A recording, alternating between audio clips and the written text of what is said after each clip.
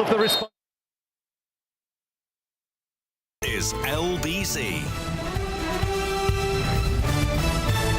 From Global's newsroom at 7 o'clock, Andy Burnham says nothing is off the table to deport the ringleader of the Rochdale grooming gang. Shabir Ahmed, who is now 73, is due to be released tomorrow after spending 14 years in prison. Legislation from the 1970s mean the British Pakistani can't be removed from the UK. Robbie Moore is the Conservative MP for Keighley and Ilkley and has worked with many grooming gang survivors. He told Tonight with Andrew Marr the law needs changing. The fact that he's a dual national and we are unable to deport him to Pakistan is an absolute disgrace and shows that the system is not fit for purpose. This all goes back to the Immigration Act of 1971 and this odd scenario, loophole, if you like, that exists that if because he was here before 1973, he is now unable to be deported. That has to change. Last week, the statutory independent inquiry into grooming gangs announced the first places to be investigated. They are Oldham, Bradford, Keighley and London. But David Good, who is a lawyer who represents victims, has told Andrew Marr the findings will be shameful. We're going to have lots of hideous stories about the widespread nature of this type of abuse in towns and cities across the country. And alongside that, we're going to have stories of many politicians, police officers, local authority workers turning blind eyes to it. I don't think that you're immune from it because you live in the Cotswolds or whatever. It's happening everywhere. The Defence Secretary says he's sure Andy Burnham will find the money needed to fill a funding gap in armed forces spending. £4.7 billion hasn't been costed into yesterday's defence investment plan. Tory leader Kemi Badenoch has accused Sir Keir Starmer of a dereliction of duty. Former White House Chief of Staff under President Trump, Mick Mulvaney, has told LBC the US President won't be happy if we can't step it up. This is a fundamental tenet of Trump's governing philosophy. Our allies need to carry more of their own responsibility. And if the UK can't hit that number, and Andrew, I don't think you can, we could talk about why that is going to be a major stumbling block to the relationship. There's no question about that. Police investigating the MP Dan Norris over sexual offence allegations say they've submitted a file to prosecutors to consider charges. The former Labour West of England mayor was arrested last year. He's vigorously denied any wrongdoing. Teachers in England have been offered a 3.5% pay rise from September. It's a recommendation by an independent review body which the government has accepted, but schools will have to find the first 1% of each pay award, something unions have criticised. The Met Office has revealed last month was the warmest June in England. The average temperature was 17.1 degrees. On Friday, Lingwood in Norfolk recorded the hottest ever June day at 37.7 degrees Celsius. And in the last few minutes, England have won their first knockout game of the World Cup against the Democratic Republic of Congo 2-1. Harry Kane scored 2 second-half goals to take the Three Lions to victory. England will face Mexico in the World Cup's last 16 on Sunday. In the city, the FTSE 100 has closed down 18 points at 10,478. The pound buys $1.32 and €1.16. LBC weather, windy and wet in the north and west tonight. The southeast starts clear before with lighter showers by dawn, a low of 9.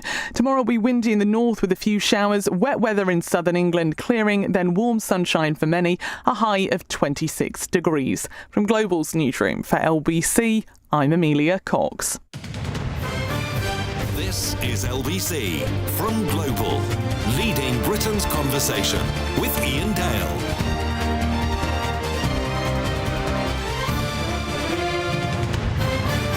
England. Oh no, it's the wrong programme. Well done to the English team. We finally pulled it off, despite a few hairy moments there. As you can imagine, me and my producers, we have been at it like, well, professionals in preparing for this programme tonight. We haven't been watching the football at all. Anyway, right, we're going to talk about Nigel Farage in this hour. Some of you think that we talk about Nigel Farage a little bit too much on this radio station, but he is the leader of a political party which could conceivably win the next election. So I think when that leader makes a declaration in the Register of Members' Interests in Parliament that he's being paid £22,500 an hour by a gold bullion company, I think that is something worth discussion. Now, he hasn't broken any rules. Let's make that quite clear. But to my mind, if you're leader of a political party, that should be your only interest. Your only interest is gaining power. Otherwise, why would you want to lead a political party if you didn't think that you could gain power? I mean, I exempt Ed Davey from that a little bit, but certainly if you're Kemi Badenoch, if you are whoever happens to be the latest leader of the Labour Party, your goal is to win an election and become Prime Minister. So all of your efforts are directed towards that. Or they should be, shouldn't they? Kemi Badenoch, as far as I understand it, doesn't have any outside interests at all. And I can't think of any other political leader of a mainstream political party that has had anything like the level of outside interest that Nigel Farage has got. Now, as I say, he's not done anything wrong. He's declared them all. I mean, I've got them all here. If you're watching on the LBC app, on the LBC YouTube channel or Global Player, this is it. I mean, this is a fairly thick wad of paper I've got in my hand here. I mean, it's quite incredible the amount of money that Nigel Farage is making. Now, I don't begrudge him that. I mean, if he wants to do that, fine. But every hour he spends working in someone else's interest, whether it is this gold bullion company, whether it's making paid speeches, whether it's being paid to do this, that, or that. I mean, 30 hours in a month doing cameo videos for 88,000 or something like that. Do you not think that a party leader has something better to do than making cameo videos? I think a lot of Reform UK members, and I'd be interested to see if any of them want to give me a call, I suspect that a lot of Reform UK members are pretty outraged by this, frankly. That their party leader is not devoting his whole effort to becoming Prime Minister. I mean, what's the point of it? And when he portrays himself as effectively one of the lads, sort of representing the working classes. And then you look at the level of income that he's got here from all sorts of different organisations. Something does not add up. And I don't say that lightly because, as you know, I've always regarded Nigel Farage as a friend. I like him. But I can't look beyond this and just say, oh, well, it's all very acceptable. 0345 6060 973. If you are a Reform UK supporter, does this make you feel in any way that maybe you're being taken for granted, that you might be going out there delivering leaflets, knocking on doors for reform, but your party leader is spending many, many hours a month doing something unrelated to his job?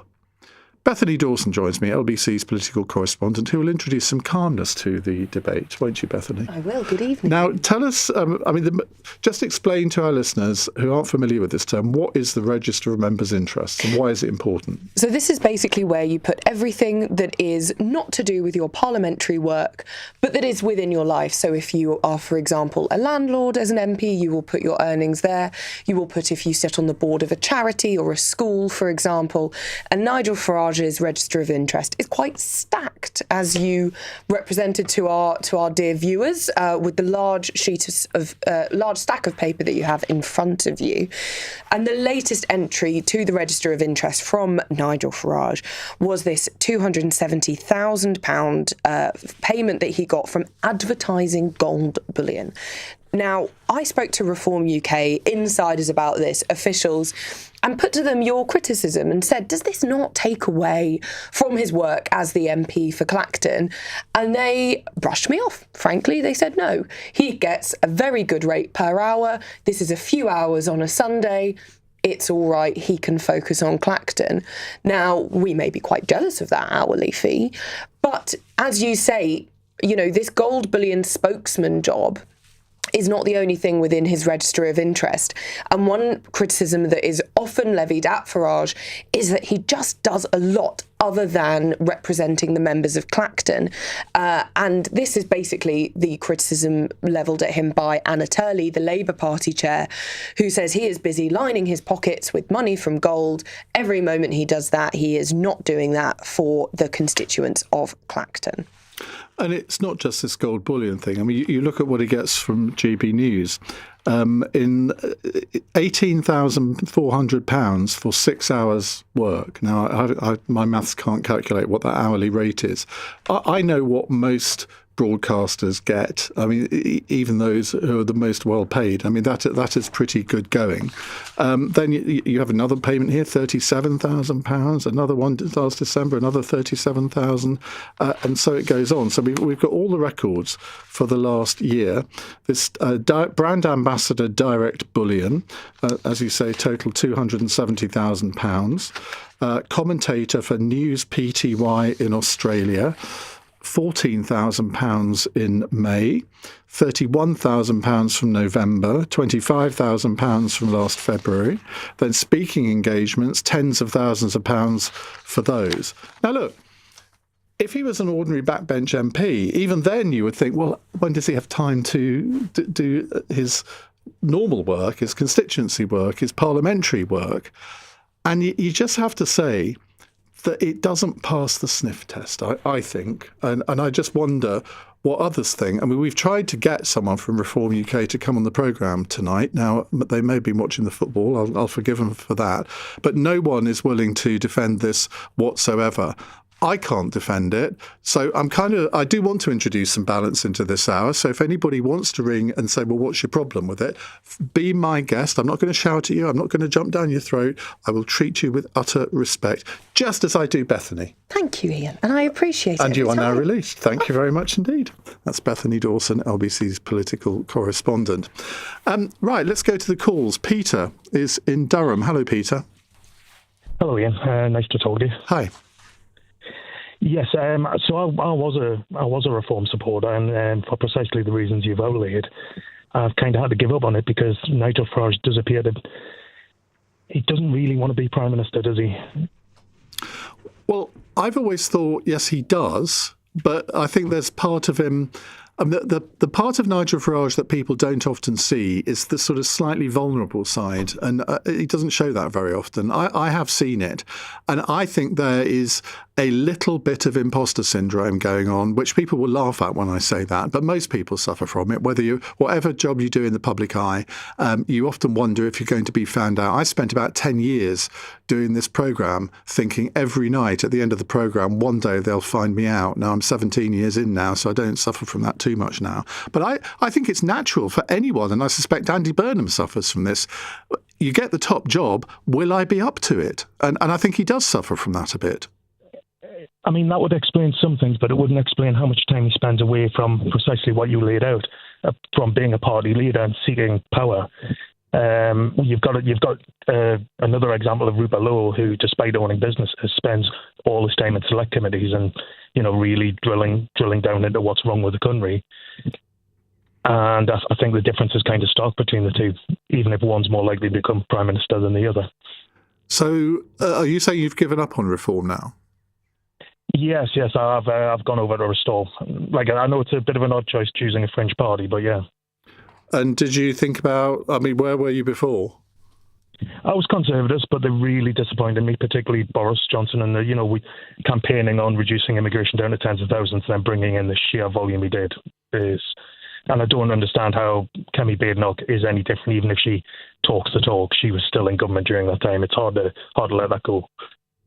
Okay, Peter, thank you very much indeed. I think that is a very interesting perspective. And I think even before this revelation today about the £270,000 that came out, I've thought for a few weeks now that the shine is gradually coming off reform a little bit. I was watching Tim Montgomery on the BBC this morning, and Tim used to run Conservative Home, often on LBC. Many of you will know who I'm talking about.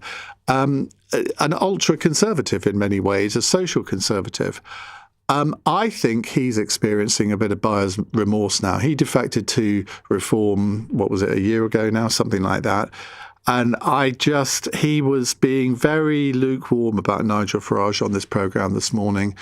And I just wonder whether that is sort of symptomatic of the sheen starting to come off Reform. But you tell me. Martin's in Rotherhithe. Martin, hi. Evening, Ian. How are you? Good, thank you. What would you like to say? Well, I've regularly phoned LBC over the last year or so defending Reform and defending Nigel Farage, because I've always been a fan of his, even from when he was with UKIP. But even I've got to the stage over the last couple of months, the announcement about the £5 million that he was given was when I started to have some wobbles. But I have to say, this news today, it's got to the stage now where I no longer think that he's actually in politics because he wants to change the country. I've actually sadly got to the view now that I just feel he's in politics to make what he can out of it. And if you'd have said a month or two that I would say this about Nigel, I'd have laughed, because I thought, no way. But it gets to a point where you're either in politics because you're in it through conviction, because you want to change things, or you're in it because you want to make money for yourself. And sadly, I've got to that stage now with him that I don't believe he's in politics for the right reasons. Well, he isn't obviously here to defend himself. I didn't have a huge problem with the 5 million gift for security, if it was for security. But when he starts telling interviewers, well, it's none of your business, of course it is everyone's business. Everyone has a right to ask questions about it. He has a right to choose how he answers those questions. But he hasn't been convincing in his answers about that particular gift. Now, I've worked for MPs. I've worked for MPs, the first MP I worked for, he had no outside interests at all, and he was a very assiduous constituency MP. He wouldn't have had time for any outside interests. And what I don't understand here is if Nigel Farage is doing his constituency duties, and I've got no evidence to suggest that he isn't, if he is doing his parliamentary duties, I think that is more debatable. He can't possibly have time to do all of the things that are listed in these documents that I've got in my hand here. It's just impossible. You can't do your job properly if you are raking it in to the extent that he is. I agree. And, at the end of the day, even for a billionaire, £5 million is a lot of money. You don't just dole out £5 million to somebody. I mean, why would you give somebody that amount of money? Unless you want something in return. I'm going to disagree with you there. I know for a fact, the last time I had lunch with Nigel Farage was quite a few years ago now, probably just before COVID, I would think. We had lunch at Boysdale's, which is his favourite restaurant in central London. And he already had security then. He had two, effectively, security people, bodyguards, and he had a sort of security Land Rover Discovery that would ferry him around everywhere, and obviously that costs a lot of money. So I've got no objection to him using money to pay for that. I personally think the state should be paying for it, but that's a different argument. So if that money was specifically for security, absolutely fine. But when he goes on the media and says, "Yeah, well, I could buy Ferraris with it. It's up to me what I use it for," I don't think that passes a sniff test. I agree with you. Yeah, I have no doubt that he has come under attack. We've seen him be attacked in the past, and that's a genuine threat. And he should have support from the state for his protection. But just like you said, and I agree with you, his story has changed 3 times. It initially was about his security. Then he said it wasn't, and he said it was just an unconditional gift. And then I saw his media rounds last week where he just kept telling everybody it's none of your business, it's none of your business. And it just gets to the point, on top of everything else, where I just sat, and I hate to have to say this because I've always come on to LBC and defended him. I'm not a pretend Labour activist ringing up now, pretending to be a Reform voter. I've been on LBC many, many times. And the fact that I'm now coming on and criticising him, and I don't like doing that because I've always been loyal. I used to vote for UKIP as well. And I certainly won't be voting for Rupert Lowe and that bunch of racists. So I won't be voting for them. So I just feel, I'm very disappointed that I've ended up having to come on and criticise Nigel Farage for this. But there we go. Well, I completely believe you are who you say you are. I completely believe the last caller. I mean, the first two calls we've had, more or less saying the same thing. You're disappointed with Nigel Farage and you don't know whether you can support reform anymore. Now, of course, the conspiracy theorists will no doubt surmise that we've got you to come on to say this.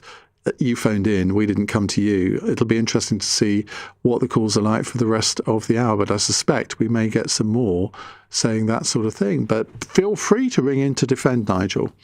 Stephen Matlock says, Ian, oh dear, falling out of love with your bestie mate, creepy Uncle Nige, Diddums. I've never been in love with Nigel Farage. I don't think if I was, that love would be requited. And he's certainly never been my bestie mate. But I do like him, and I'm not going to resile from that. He's very, very good company on a one-to-one basis, and I do respect what he's achieved in politics.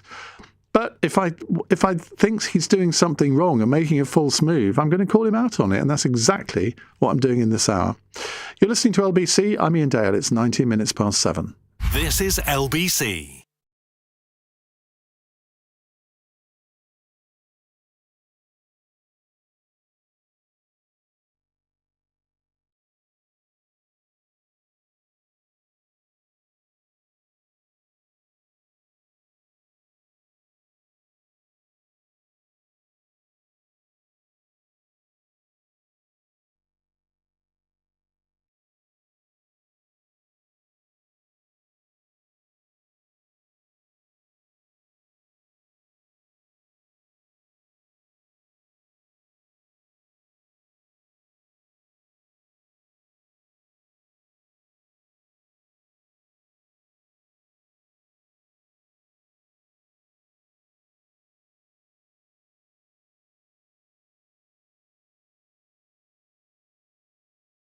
Since he's been Attorney General. Again, entirely within the rules. You can say, well, how can someone spend so many hours a week doing that? Like, fair comment, but it's entirely within the rules, and he declared it all. So sorry to puncture your balloon there, SB. Not really. Charles is a new caller in Kettering. Hi, Charles. Hello. Hello. Hi. My concern is that Nigel Farage has blurred the line between being like a politician and a personal brand. He's not just an MP, he's a media personality, influencer, speaker, and advertiser. Politics appears to be like one part of a wider commercial business model for him. I don't know if he actually ever intended to do it this way. You're right. All of those things that you said there are correct. I mean, most of them are fairly compatible with being an MP, apart from the last bit, I think. I don't think so. I think his beginning for UKIP, it was like from like a place of passion. Yeah. But it's turned into a cash grab, money making thing. I mean, I don't think he really cares if reform become the next winners of Parliament, because he's made so much money from the kind of build up to it. And, his personal brand is... I could make a personal brand right now, like meow, meow. That's my personal brand. Yeah, I'm not sure that would work, to be honest, Charles. I don't wish to puncture your balloon, but... That was just an example.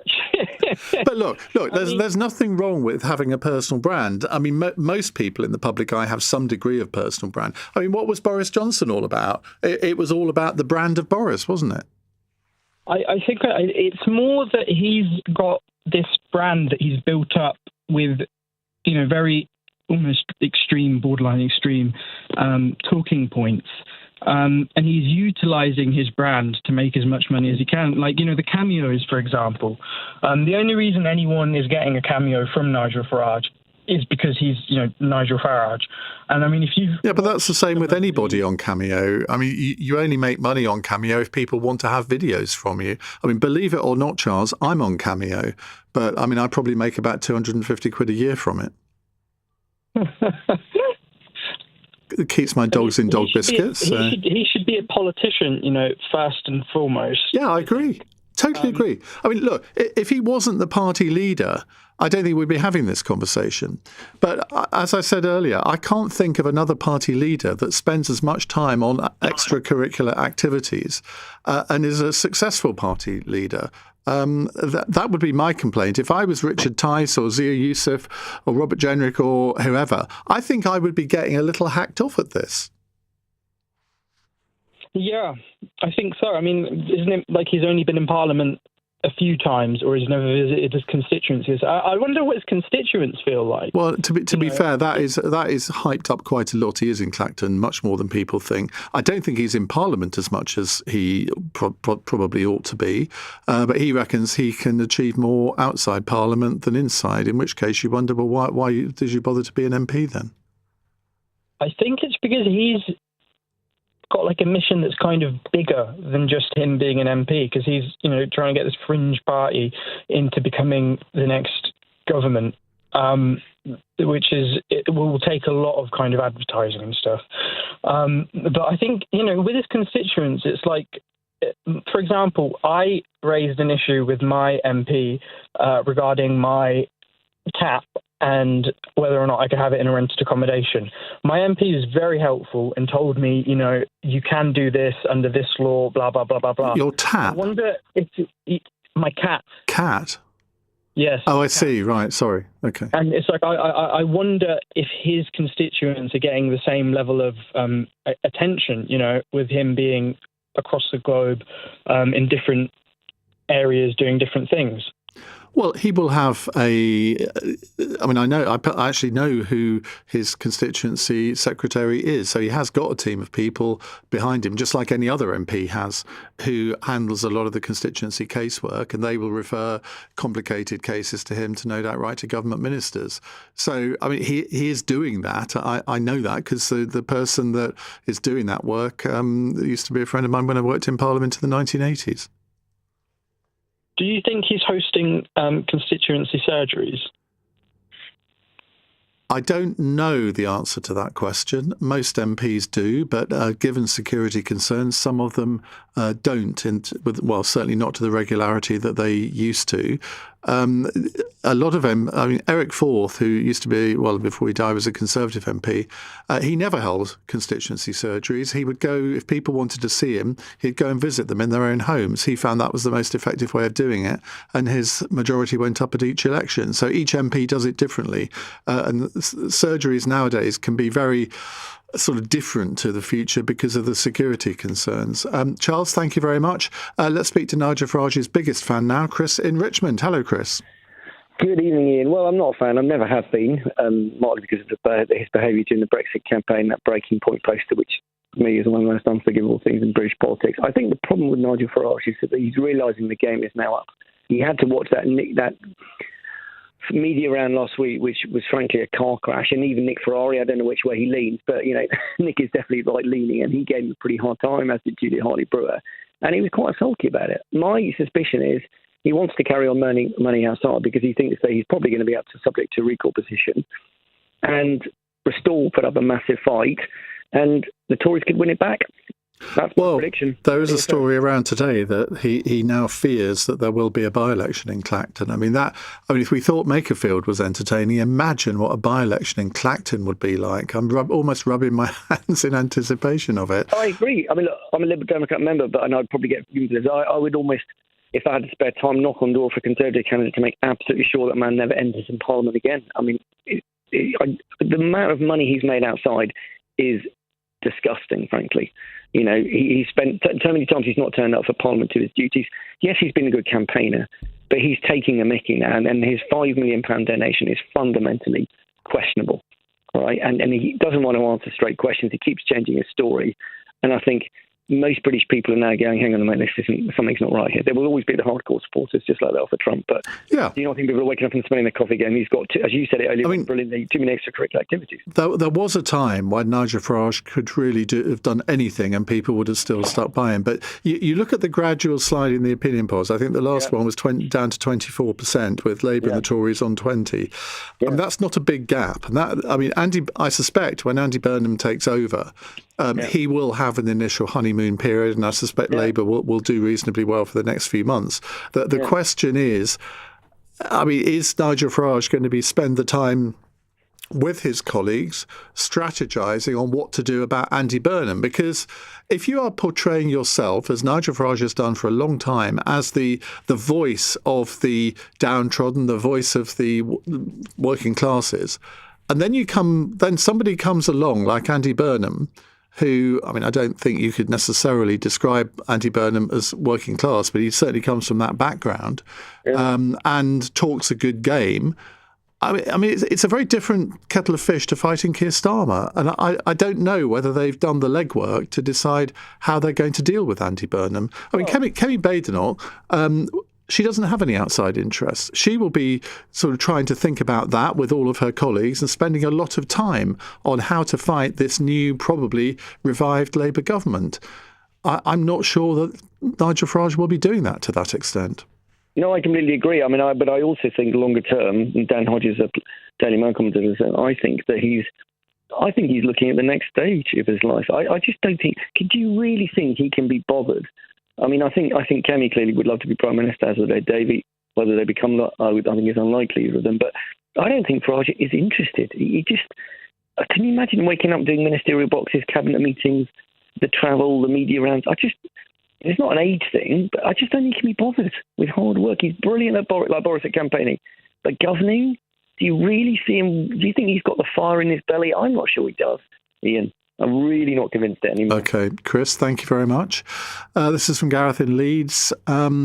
Ian, I'm a reform supporter and think it's great to have such a successful, hard-working businessman leading the party, unlike the many career politicians who've never had a real job or run a business.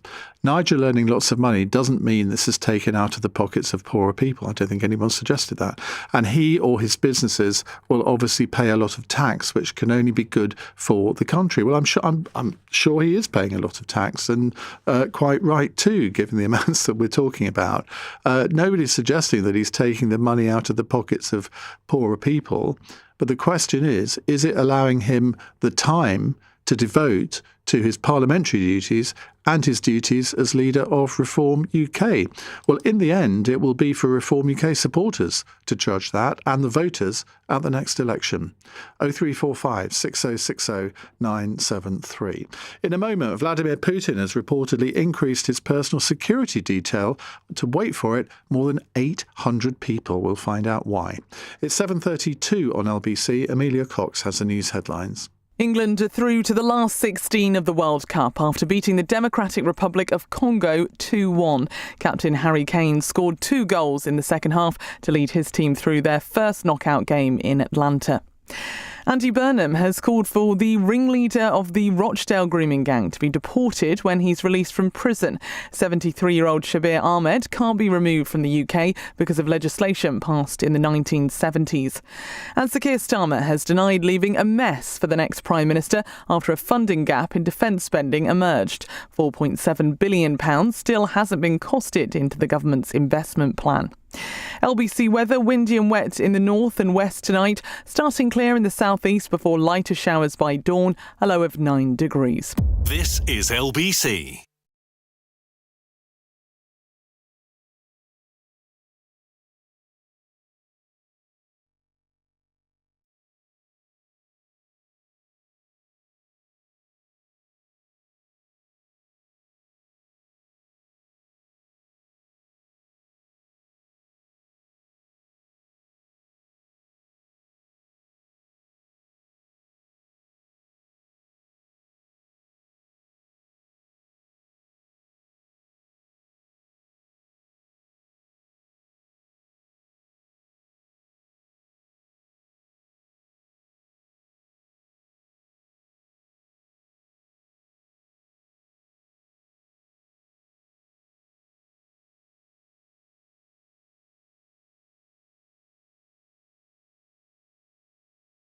To a draft decree which took place today. It's the 4th time Putin has ordered an increase since launching his full-scale invasion of Ukraine. Well, this is a classic thing that dictators do. When they get paranoid, they increase their own personal security. It never tends to end well.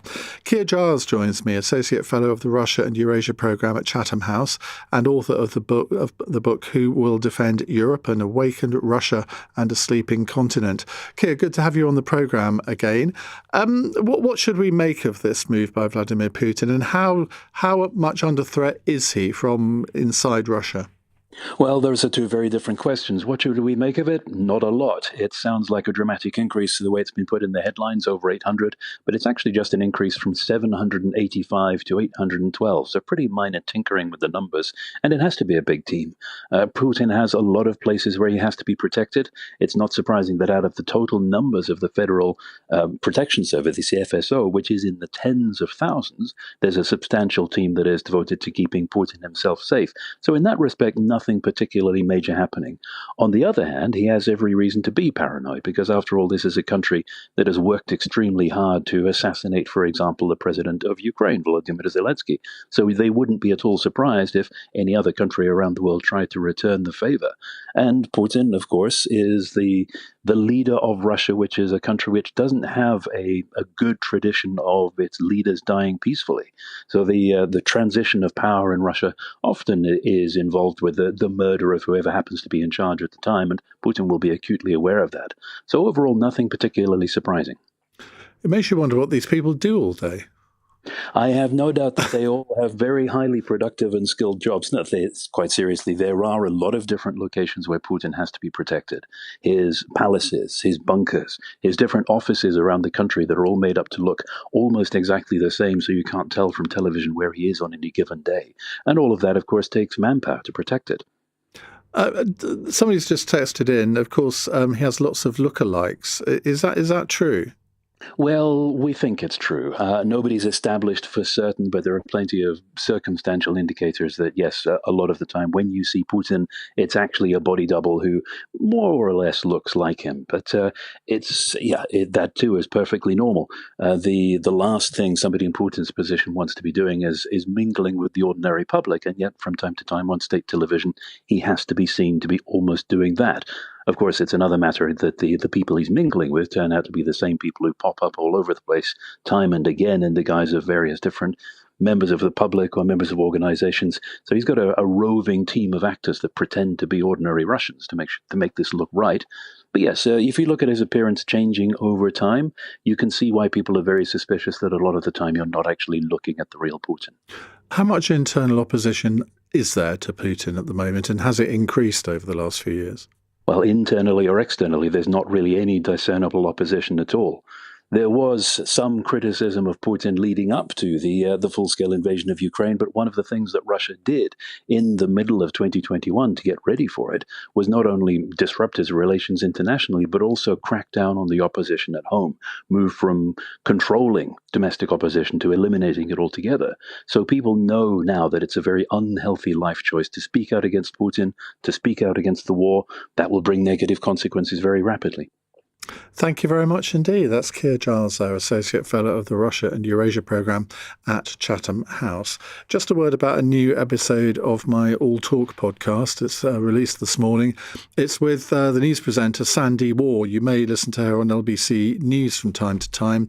And she's also a professor at City University. She effectively teaches a lot of the producers that we get here at LBC. She's had a fascinating broadcasting career, so do give that a listen.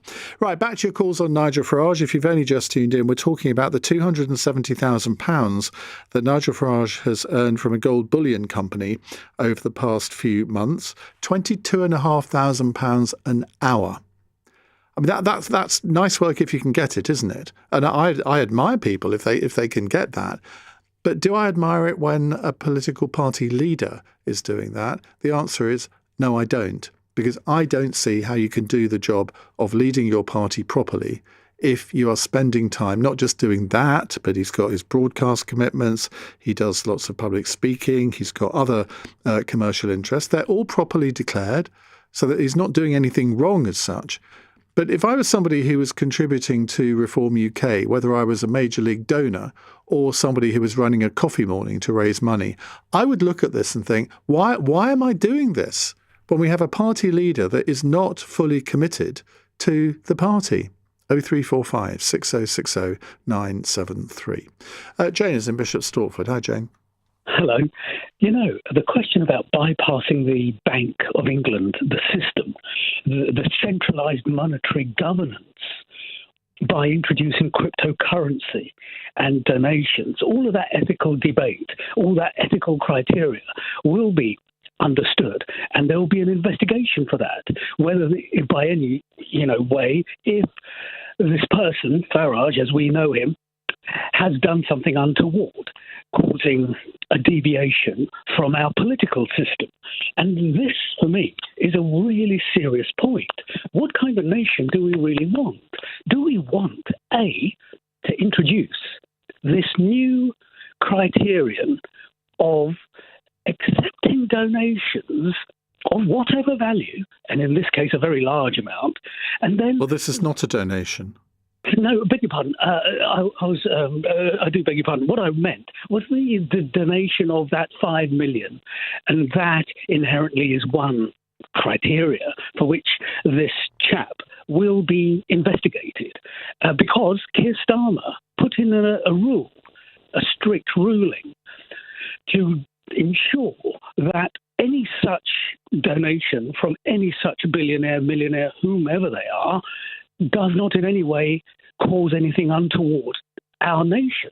Yeah, but you've got it completely sort of, I can't use the phrase that I want to use, but the wrong way round, because Keir Starmer, yes, he has brought in that, but the donation to Nigel Farage, the 5 million that you're talking about, that was made before he was an MP. Yes, we know, but we have yet to ascertain correctly what timeline that was. By what timeline does it have an implication? But let's say that is undergoing a deeper understanding, which may well be the case. But this other... Well, hang on a second, because I think you're sort of saying something which isn't really true. He took that donation before he had any intention of standing at the last election. Now, had he not stood, this would not be a matter for debate, really. No one would have any complaints about it. Yeah. The complaint is that he should have declared it after he was elected, because you're supposed to declare anything that you've received in the 12 months prior to your election. That's the charge that he's facing with the Parliamentary Standards Commissioner. Yes, the regulatory action, thus all of the above. But that point, let's park that for a moment, because we know the interest, the entrepreneurial nature of this chap. And more crucially, is it not also the case that, crucially, let's say, we do not want our monetary sovereignty to be undermined? But what on earth do you mean by that? Well, let me put it in a most simplistic way, albeit in a most succinct way, because it's quite a complex system. But what I mean is that the Bank of England has a legitimate currency process, and we are aware of that. And what we must not do is to let any kind of contradictory process called the cryptocurrencies and let it become the new emerging monetary system. Well, you say that as if it's a self-evident fact. I don't know enough about crypto to judge whether it's harmful or not. It all seems to be a bit of a gamble to me. But presumably the Bank of England and the government can regulate it if they feel that it's sort of going off course a bit. But you know what? We are all too aware of the way it works. It is virtually got an avenue for any kind of money to be hidden like a black box. And in such scenarios, it becomes very difficult to ascertain the origin of that type of money. Well, look, I'm not going to get into a debate on crypto because A, I know nothing about it, so it's not going to be a very well-informed debate. But the one thing I will say is that on the 5 million, I didn't, in principle, have a problem with him taking that money because I know that he does need to pay for his personal security. However, when he took that money in the early 2024, then he I think, and this was from somebody who is very into crypto, Christopher Harborne. I believe that Nigel Farage should not have entered the debate about crypto and should not have been promoting it. And yet, I think it was on September the 5th, whether it's 2024 2025, he was on Nick Ferrari's programme and started promoting it. Now, to me, that's a conflict of interest. So I'm not trying to sort of excuse anything that Nigel Farage has done here, because I think that crossed a border for me, and it is important that you are not, if you do take money from a donor, that you're not influenced by that donor. And that could have led to people, well, it did lead to people saying, well, sorry, that is a conflict of interest. Jane, thank you very much indeed. On cross question at 8 o'clock, we have, if I can find my sheet of paper, which I think is here, and it is, we have Baroness Sharon Davies, Conservative peer, former Olympic silver medal winning swimmer, Tom Hayes, Labour MP for Bournemouth East, Alison Phillips, Chief Executive of the Labour think tank, and Christopher Howarth, former advisor to Priti Patel when she was Home Secretary. So, questions please for our panel for 8 o'clock. 0345 6060 973. It's 7:46 on LBC. Nick Ferrari at breakfast on LBC. Defending the indefensible, the Prime Minister unveiling that defence plan, but there's a £5 billion black hole, the MOD has to make billions in cuts, and there's still no date for spending to hit that magical 3% of GDP. Luke Pollard is Minister for Defence Readiness and joins me now. Making decisions that reallocate this level of money outside of a spending review is quite unprecedented. It's quite rare for this to take place. We'll come to your views now. We need roads, we don't need drones. And this is a really easy problem to fix. My late father, who was a D-Day veteran, he'd be turning in his grave. Nick Ferrari at breakfast. Back tomorrow morning from 7. Listen on our free Global Player app or the LBC app.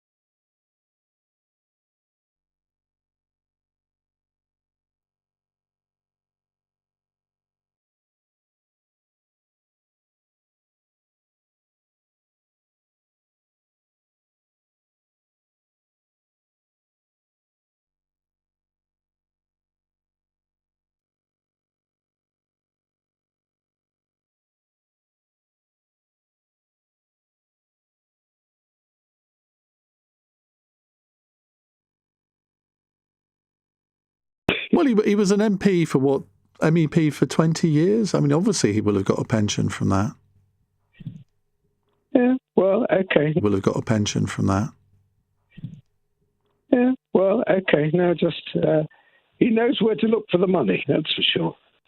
Well, that is self-evident with the amount that is coming out in his register of members' interests. I mean, there's nothing, as I keep saying, he hasn't done anything wrong. He's done nothing illegal. It's all been declared. But I just think it's inappropriate when you're a party leader. Yes. No. As you say, also, how can you give actual commitment to his constituency? I mean, he's got to be very clever to be able to do all those things at the same time.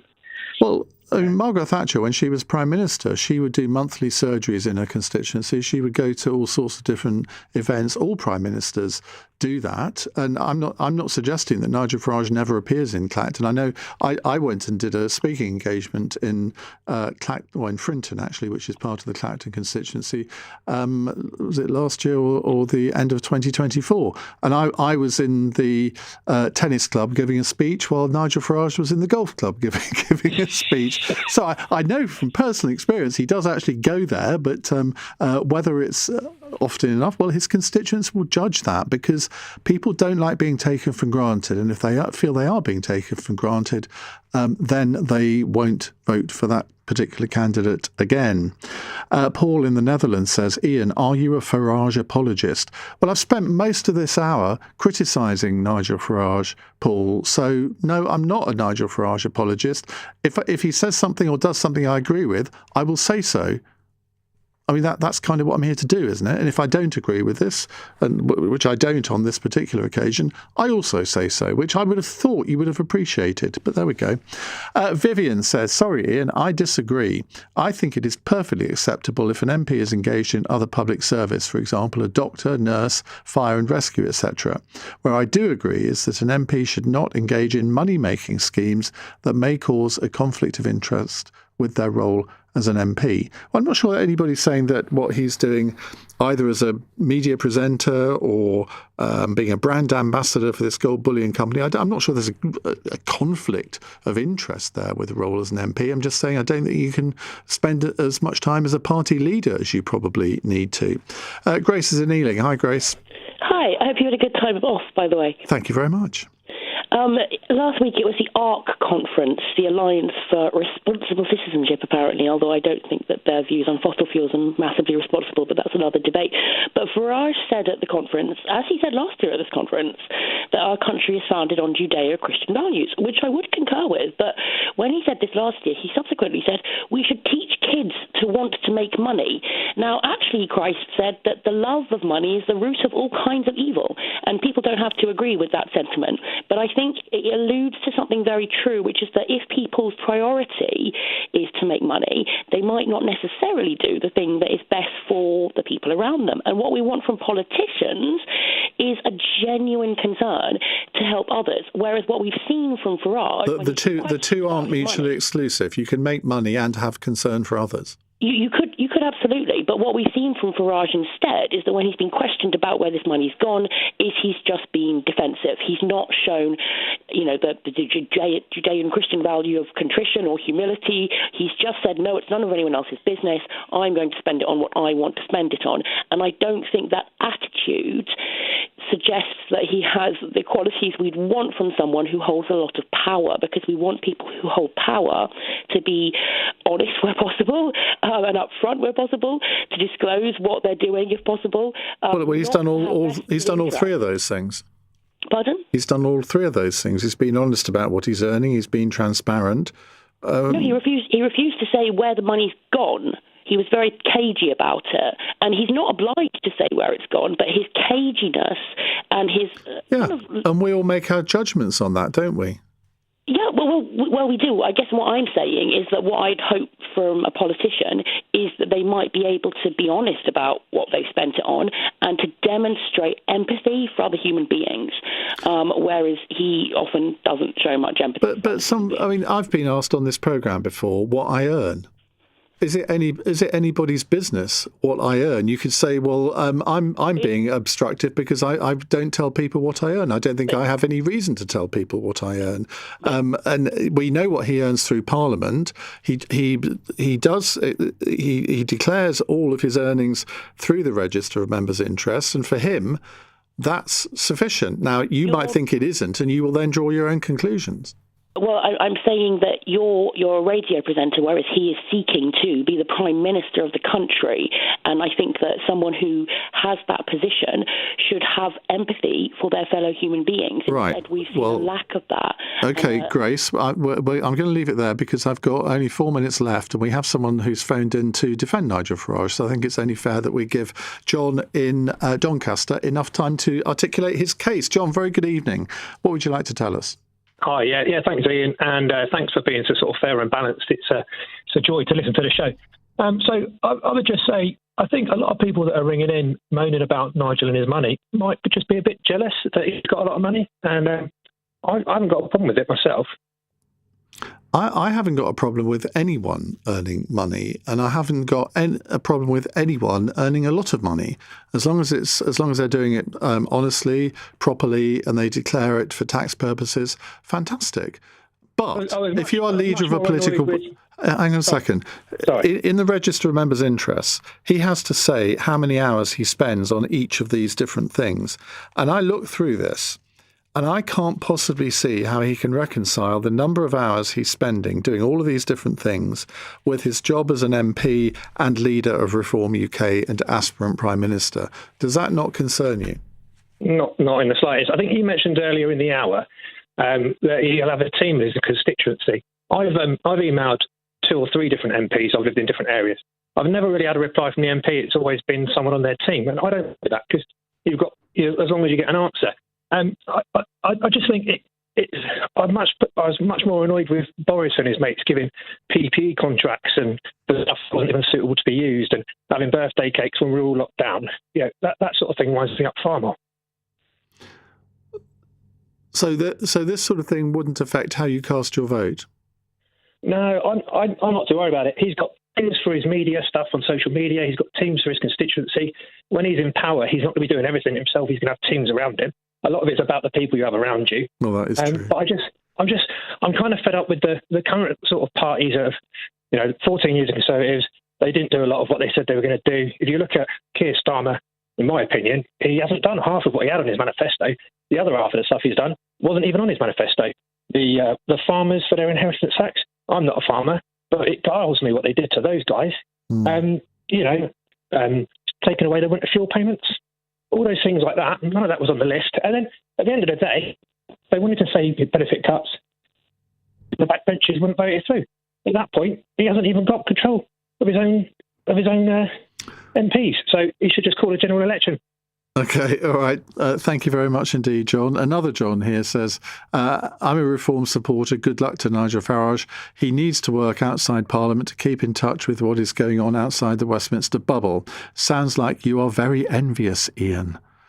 Why do people always reduce it to that kind of level? I'm not envious. Okay, I mean, I wouldn't mind earning £270,000 for a few hours' work, but I don't think I'm envious about it, because I don't think that a party leader should be raking the money in like this and spending all the time that he's doing on that rather than his job of trying to win the next election. But it goes back to the argument that someone made earlier. Does he actually really want to be Prime Minister? Well, that is a question that maybe our cross-question panel are going to concern themselves with. It depends really on what you ask them, doesn't it? Because they are waiting outside the studio right now, almost pouring at the ground, waiting to get in here. They are Baroness Sharon Davies, Conservative peer, who's also an Olympic silver medal winning swimmer. Tom Hayes, Labour MP for Bournemouth East. Alison Phillips, Chief Executive of the Think Labour think tank. Always have problems saying that. Who's also former editor of the Daily Mirror. And Christopher Howarth, former advisor to Dame Priti Patel when she was Home Secretary and a former Conservative election candidate. The number to call if you'd like to put a question to our panel, 0345 6060 973.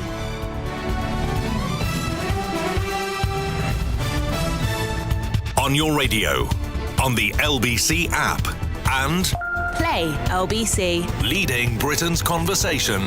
This is LBC. From Global's newsroom at 8 o'clock, Captain Harry Kane has guided England into the last 16 of the World Cup with 2 goals in a 2-1 win against DR Congo. The Prime Minister says England's win could lead to the team winning the World Cup. Sir Keir Starmer's posted it might actually be coming home. Well, LBC's been speaking to these fans in East London. I'll be honest, I was quite tense for the whole game. They weren't playing the best, but Kane showed his quality. He brought it through, so he done what he needed to do as captain. So yeah, big respect. Really happy. It's a great result. Do you think we can go all the way? Yes, we will. We win.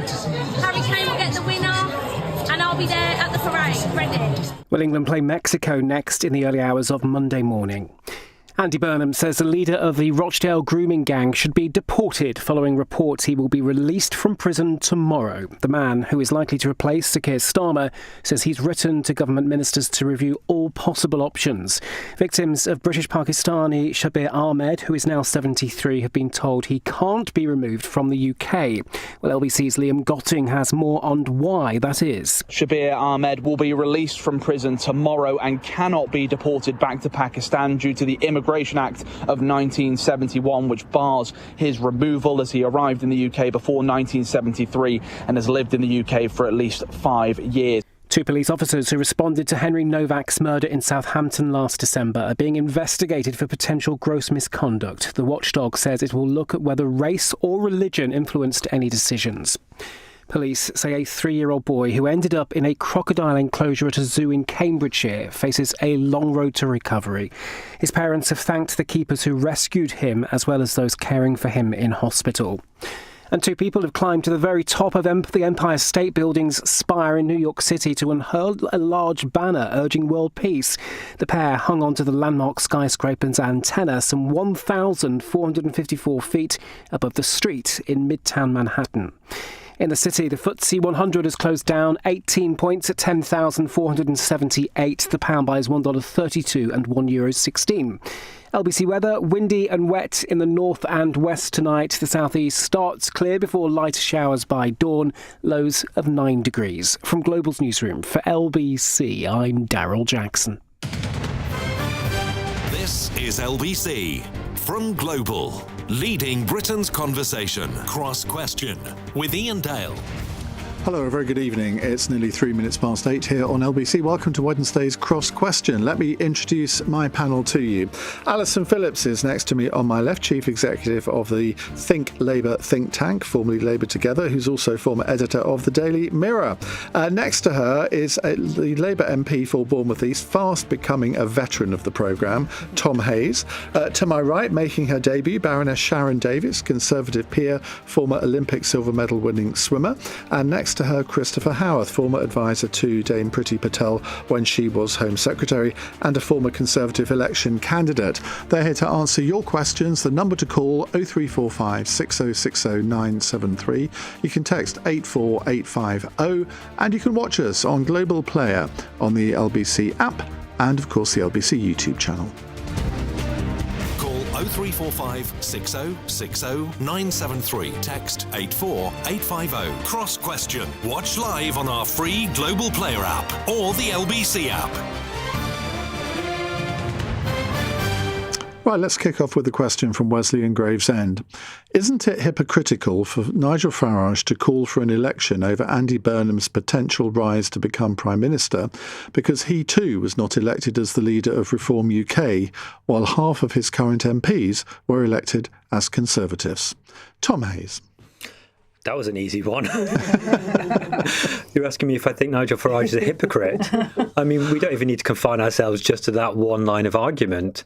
This is a man who, across the board, shows that he's capable of hypocrisy. We were just talking actually about how rarely I see him in Parliament.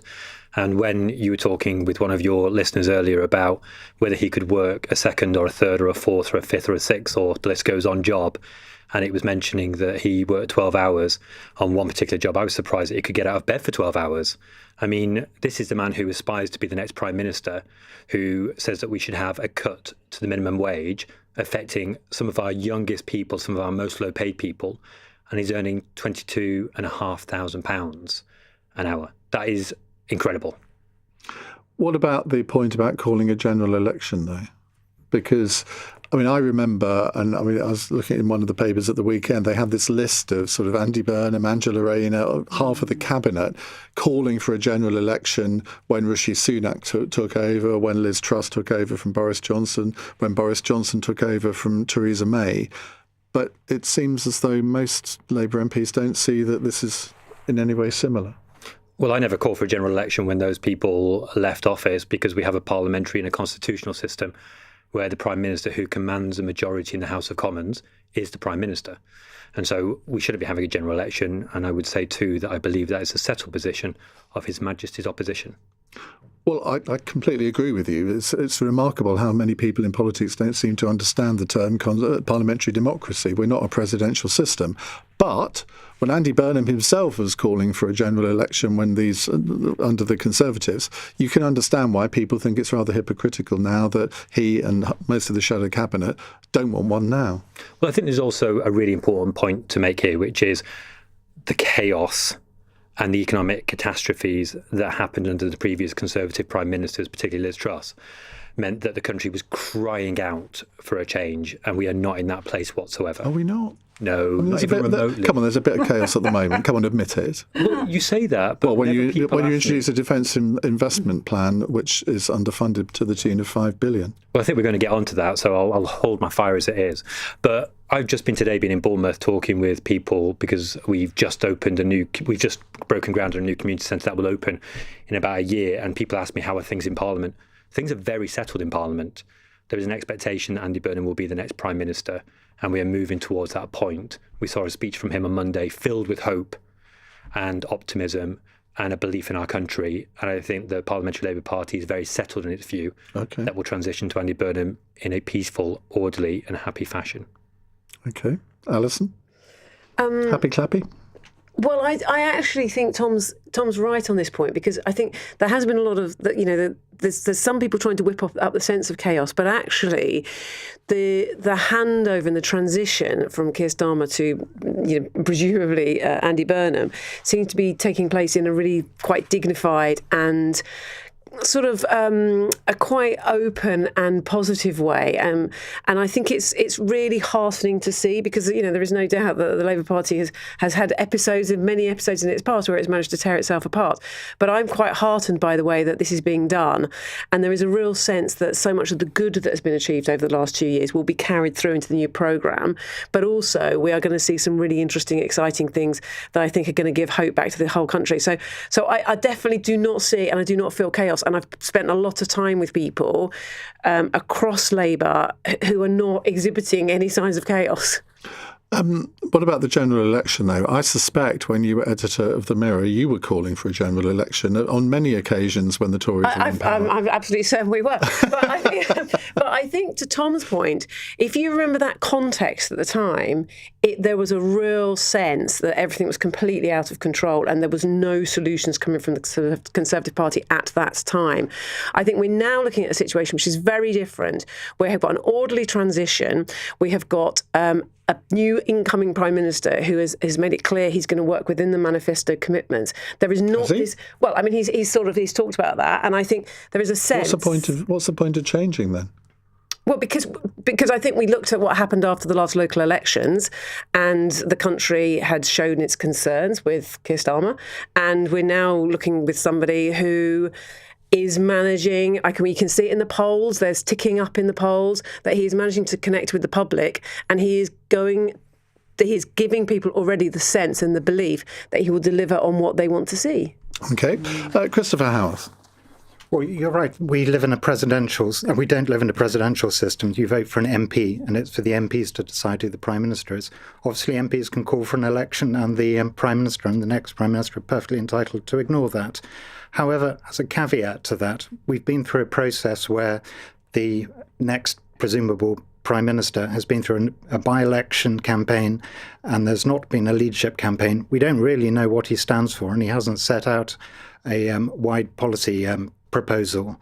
So there's a large majority voted for on a previous manifesto. If he wants to change from that, I think maybe the public should have a chance to vote on if it's a different programme. If he wants a mandate to do something entirely different, otherwise he's has a large majority of MPs in Parliament, but They never went through an election or a leadership election to sort of test the ideas. But you can't have it both ways. I mean, I'm sure when there were the various changes of Conservative leader, you would have resisted calls for a general election then. I mean, constitutionally. And now you're saying that there probably should be one. Isn't this what people hate about people in politics? And that when their party's in power, it's one rule, and when they're not, it's another.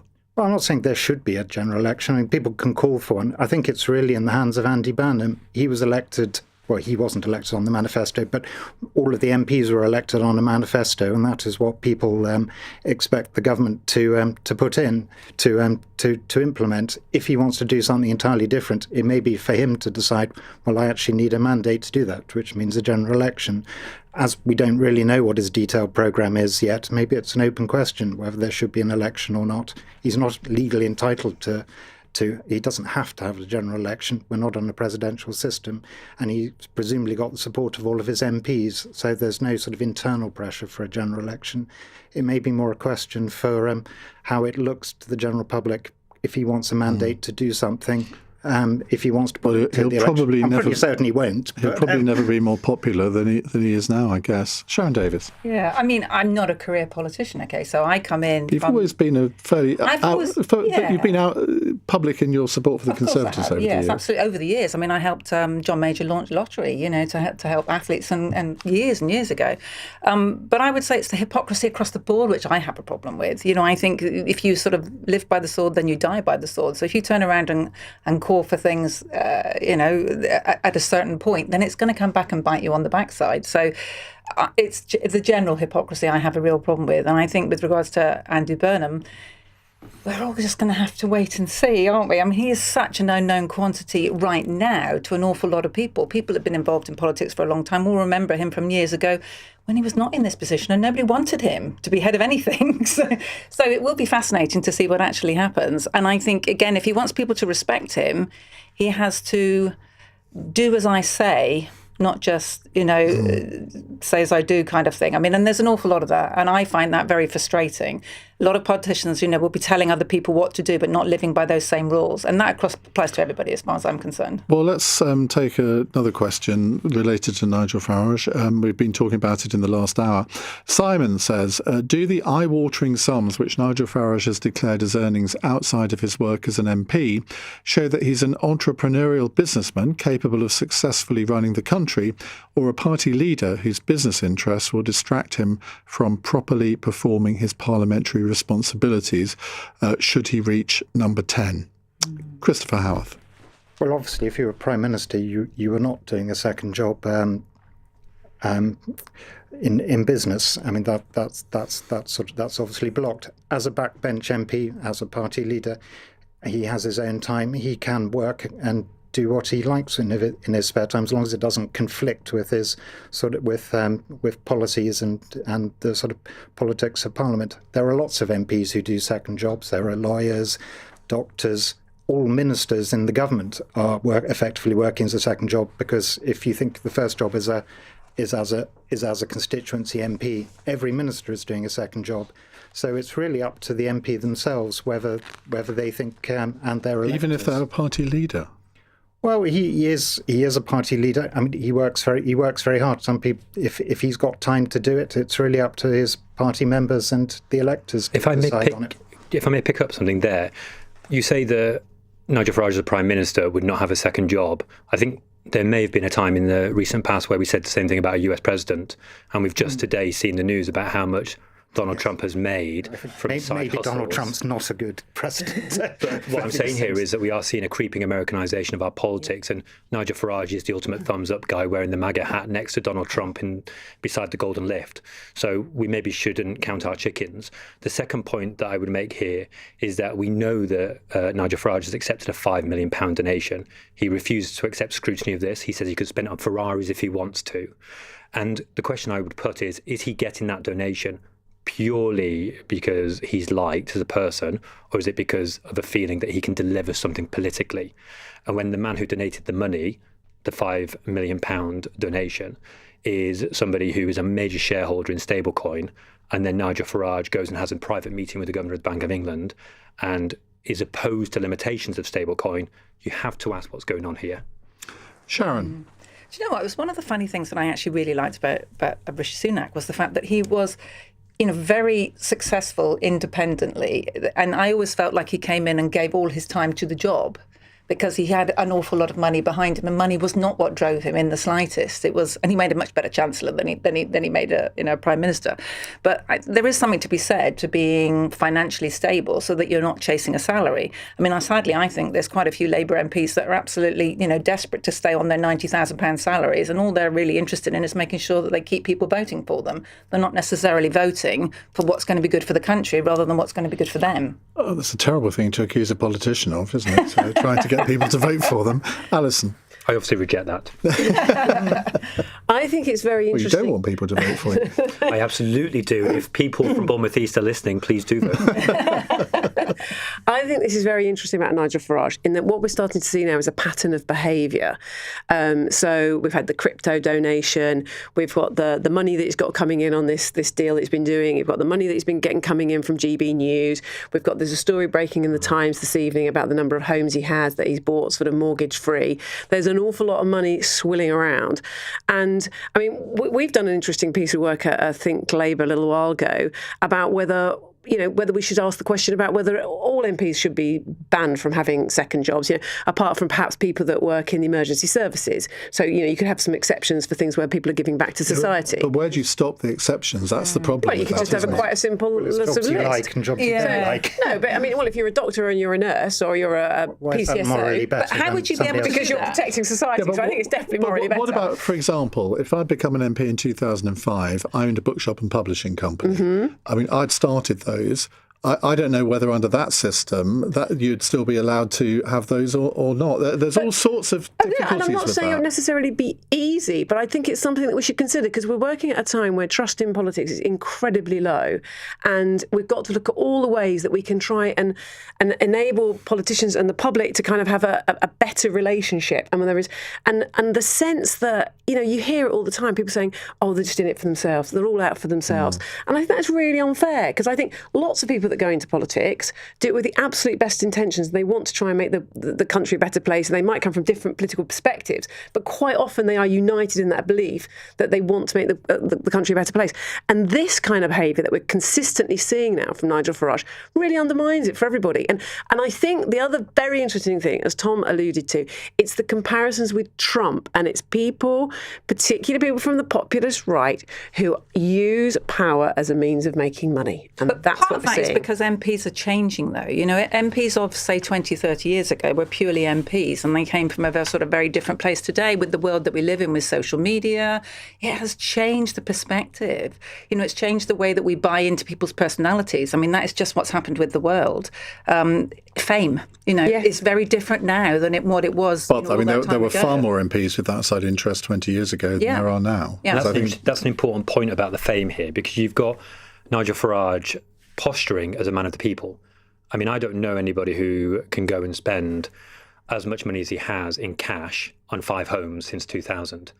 I don't know anybody who gets £22,500 an hour to do that gig, and at the same time says that we should cut the minimum wage, and at the same time votes against employment rights. There's a gap between the reality and what he's presenting himself as, and I hope he gets found out, because I don't want people to vote for him and then feel even more let down in our politics and our democracy. I mean, I've only been in the House of Lords since January, but I'm astonished how hard everybody works and the length of time. I mean, I came in a bit of a baptism of fire, because I came in literally when we were putting a lot of bills through and there was a lot of amendments going on.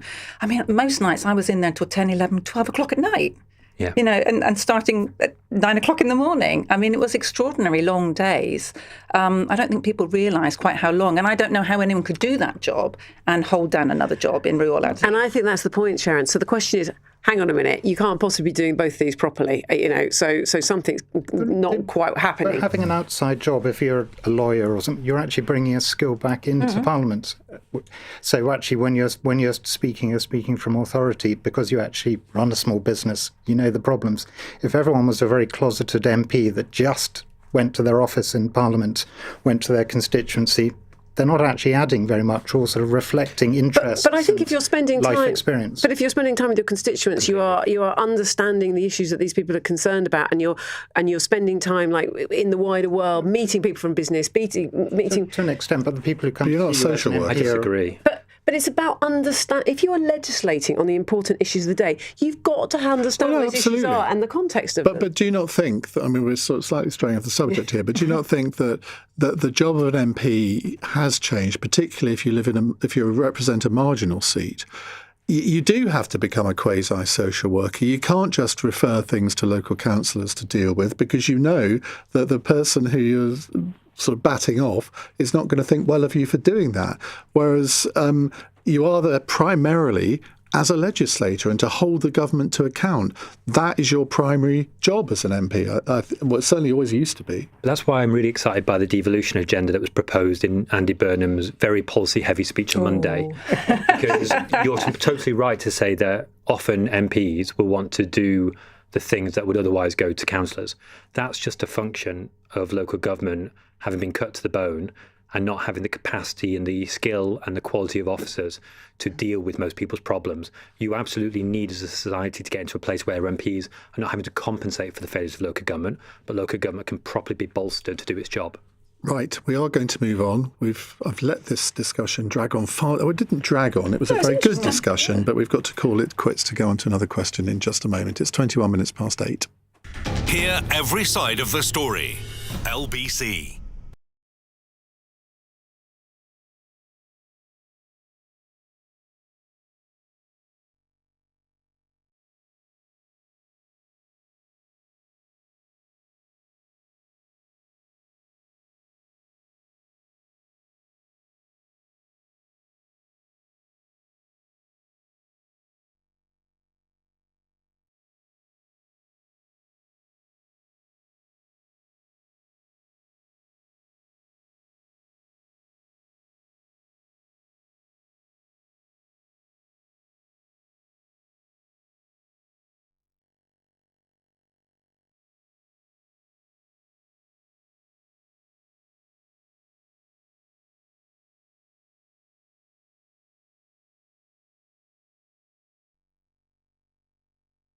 These think tanks are proliferating, aren't they? Right, Amy in Stockport says, it might leave other immigrants to the UK living slightly less stable lives, but isn't it essential we change the law so this scumbag who's about to be released back onto the streets of Rochdale can be shipped off back to Pakistan? A bit of background to this. Andy Burnham has today joined the calls for grooming gang leader Shabir Ahmed to be deported when he's released from prison later this week.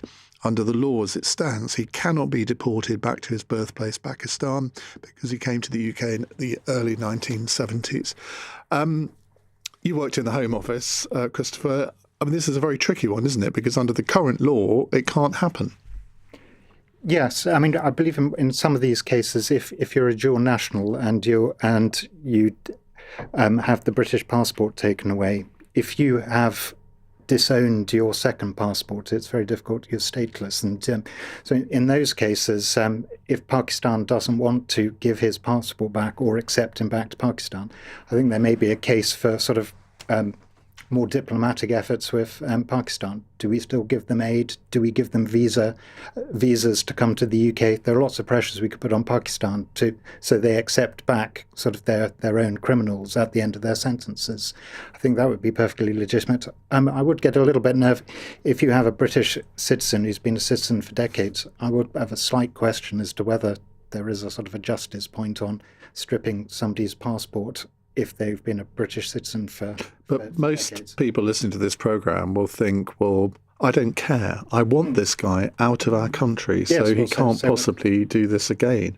And they're not particularly interested by the nuance of the law. Well, I think more pressure on countries to accept back their own citizens, which I think is happening to a degree, but there are some countries where it's almost impossible, sort of mostly like Afghanistan, Eritrea and the like, where it is, unless you do a deal with a government you don't like, it's very difficult to send them back there. I mean, the European Union is trying to send people back to Afghanistan, and whether we go in that direction. I think we were trying it with Syria, but Syria said no. So there's more sort of, it's not easy, but there's pressure we could put on some of the countries to accept back I mean, I imagine a lot of politicians, and I suspect Priti Patel was among them, and I suspect Shabana Mahmood is, probably get incredibly frustrated by when they're told by the civil servants, well, no, Home Secretary, you can't do this because this particular law forbids you from doing so. Yes, there's lots of laws that politicians pass and then regret later. So, like the Modern Day Slavery Act was a Conservative bit and then tied them up in knots on in the Home Office. People need to be sort of more thoughtful about that. And also I think if there's a law that's getting in the way of a government department doing what it wants to do, as legislators, you can change the law. I mean, you get a whole sort of chorus of people saying you can't do that, it's illegal. If you're a government, you have legislators. If something's illegal and you don't like it, there is the option of changing the law, which didn't really happen enough under the Conservative government. Alison. Yes, I think that every attempt should be made to do something in this situation, because I think people are absolutely sick or tired of the sense that the state says no, the computer says no sort of state, whereby every time that something just patently feels wrong, that we're not able to respond. And I think it's really positive today that, Andy Burnham and has asked the Home Office to look at what could possibly be done in this situation. I mean, as I understand it, it wouldn't happen now. It's just the fact that he came in 1973, I think it was. So, and subsequently things have changed. But people have got to feel that we have got some sense of control in our country, and that when something happens and it's not right, we can do stuff about it. And I thought it was kind of very interesting that Andy Burnham sort of made an intervention on this particular point, because I think that is going to be core to what we're going to see from him. This sense that, yes, we can have control and we can do the things we want to do. We don't have to be dictated to. I think that's a really interesting point, because I think a lot of people don't really know a lot about Andy Burnham's personal credo. Just as they don't with Keir Starmer. And you think, well, if you're going to get rid of one leader who people say, well, we don't know what you stand for, and replace them with another, that's a problem. But I mean, this is something. If he becomes Prime Minister on the 20th of July, and then on the 25th of July, he's able to tell us, right, I've gripped this. This is what we're going to do. I think that's going to be really crucial for him. I agree. I mean, this is a disgusting case. This is a horrific abuser. And Andy Burnham was extremely clear today that he's not prepared to just put up with excuses. And I agree with you. I think from the speech he gave on Monday, from his roles previously with the infected blood scandal, with the Hillsborough victims, he's somebody who wants to stand on the side of justice and stand against those who are abusers. And I think you will see as Prime Minister Andy Burnham making sure that something very significant gets done here. He's already written to the Home and Foreign Secretaries to ask them to look at every possible opportunity for deporting this person. But why is this abuser so much worse than any other? Why can't we just send every single one of these people that abuse, young girls back to where they came from? I don't understand why we're in this position where we are now. Why has it been so hard to get investigations done into the grooming gangs? I mean, as you know, I speak a lot about women's rights. So women's rights is my space, along with sport and health and fitness and young people. Those are the things that I know about and that I'm passionate about. And, Labour are constantly going on about fighting crime against women and girls, and yet what they do is not the things that fight crime against women and girls. In what way? I mean, putting a lot of illegal immigrants next to a girls' school is extremely negligent. You're not thinking about what the consequences for that could be. It's very risky. And those are the things that we're not thought through. But isn't it's almost as if women and girls, the risk factor for girls just doesn't matter. And those figures are going through the roof. But aren't you, I mean, just by saying that, you're kind of almost intimating that sort of all illegal immigrants are potential sex offenders. No, not all. Obviously not all. But that one is, and there are several in prison that are. Well, he's not an illegal immigrant. He came to this country perfectly legally. But there are several people that have been and that are, and we are trying to do more investigations into the grooming gangs, which have been deliberately put off for a very, very long time. So, when you say that we are trying to protect women and girls, we need action, not words. And I will be very pleased if Andy Burnham actually does some action rather than just words. I mean, Tom, isn't part of the problem here that because of the various laws that have been passed under human rights legislation, that you've got a gang of immigration lawyers who, whenever you try to deport somebody in the circumstances that Sharon's saying, the lawyers come in and they stop it happening? Well, there'll always be lawyers who are going to try and apply the law that exists. A point was put forward earlier, change the law. We need to move faster as a parliament. It is outrageous that it takes so long for us to pass legislation. And it's outrageous that we take so long for the public to feel the impact. I have to pick up on a few points, though. Before I became an MP, I led for 5 years domestic abuse services and a service to support adult survivors of childhood sexual abuse. It matters a lot to me that we get this right. And to get it right involves listening to women and girls, and you can't force and rush that. And if I may... Rushing. I'm not sure we're rushing. Rush the process, because you have to work at a pace that women and girls who have gone through the worst experience of their lives can comfortably talk. Just Felix about resigned because she didn't feel that Keir Starmer and the government were reacting quickly enough to the kind of things that she was trying to do. 2 years they've been in government, and obviously she came in with a very strong mandate, and that's not happened. I just want to make the point here that it is important that all of this is victim and survivor led, and sometimes that does mean that you've got to go at the pace of the people who are shaping the policy.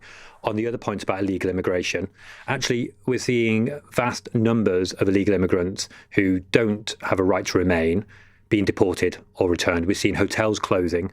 In my own constituency of Bournemouth East, across Bournemouth, in fact, we're seeing the numbers of asylum seekers coming down significantly. And I really don't want to play politics with this game. People are sick and tired of politics. They want to look to the future. But actually, the people who opened the asylum hotels in places like Bournemouth and forced into them asylum seekers are the Conservatives, particularly Robert Jenrick, who is now But you don't want to play politics. No, you know why I'm saying this? Because it outrages me that this is the situation. Had I been the MP at the time, this would never have happened. Had Labour been in power, this would never have happened. But there is no answer to this, is there? Because you need to have accountability and responsibility. So to see Robert Jenrick saying as he is that I will provide all the solutions when he's the architect of the problem is hypocrisy. But when you look at what's happened, for example, in Crowborough, which is near where I live, where an asylum centre has been opened in a former military barracks, where the local people were told it would be for 12 months. They're now being told it's till 2029. And naturally, they are outraged for some of the reasons that Sharon was articulating. Aren't they? I mean, there's parents. Yeah, and we can argue all we like is that you shouldn't tar people with the same brush. But local communities, whether it's a hotel or whether it's a military facility, they are anxious. Anyway, I just want to acknowledge I agree. When I speak with people who live around asylum hotels, when I have been into an asylum hotel and I've spoken with the people who live there, asylum hotels are terrible for everybody. We have to close them as quickly as humanly possible. People still have to go somewhere. Credit where That's credit's the problem. due. I mean, today you talked about a policy of 10 years for domestic violence, and that is a really good thing. But it's like pulling teeth. I mean, 2 women a week are still murdered in this country. It's a horrendous statistic, and it should be talked about every day. Right, let's have a break and have the news headlines before we move on to another question. It's 8:34. Here's Daryl Jackson. England have made it to the last 16 of the World Cup after coming from behind against DR Congo in Atlanta. It ended 2-1 with captain Harry Kane getting both goals after the African side opened the scoring inside 7 minutes. Andy Burnham has called for the ringleader of the Rochdale grooming gang to be deported after victims were told he's due to be released from prison. The man most likely to be the next Prime Minister says he's written to the Home and Foreign Secretaries to review all possible options. And a man's been found guilty of the attempted murder of 3 children in Dublin. It follows an attack in 2023 which led to widespread disorder across the Irish capital. LBC weather, windy and wet in the north and west tonight. The south-east starts clear before lighter showers by dawn, a low of 9 degrees. This is LBC.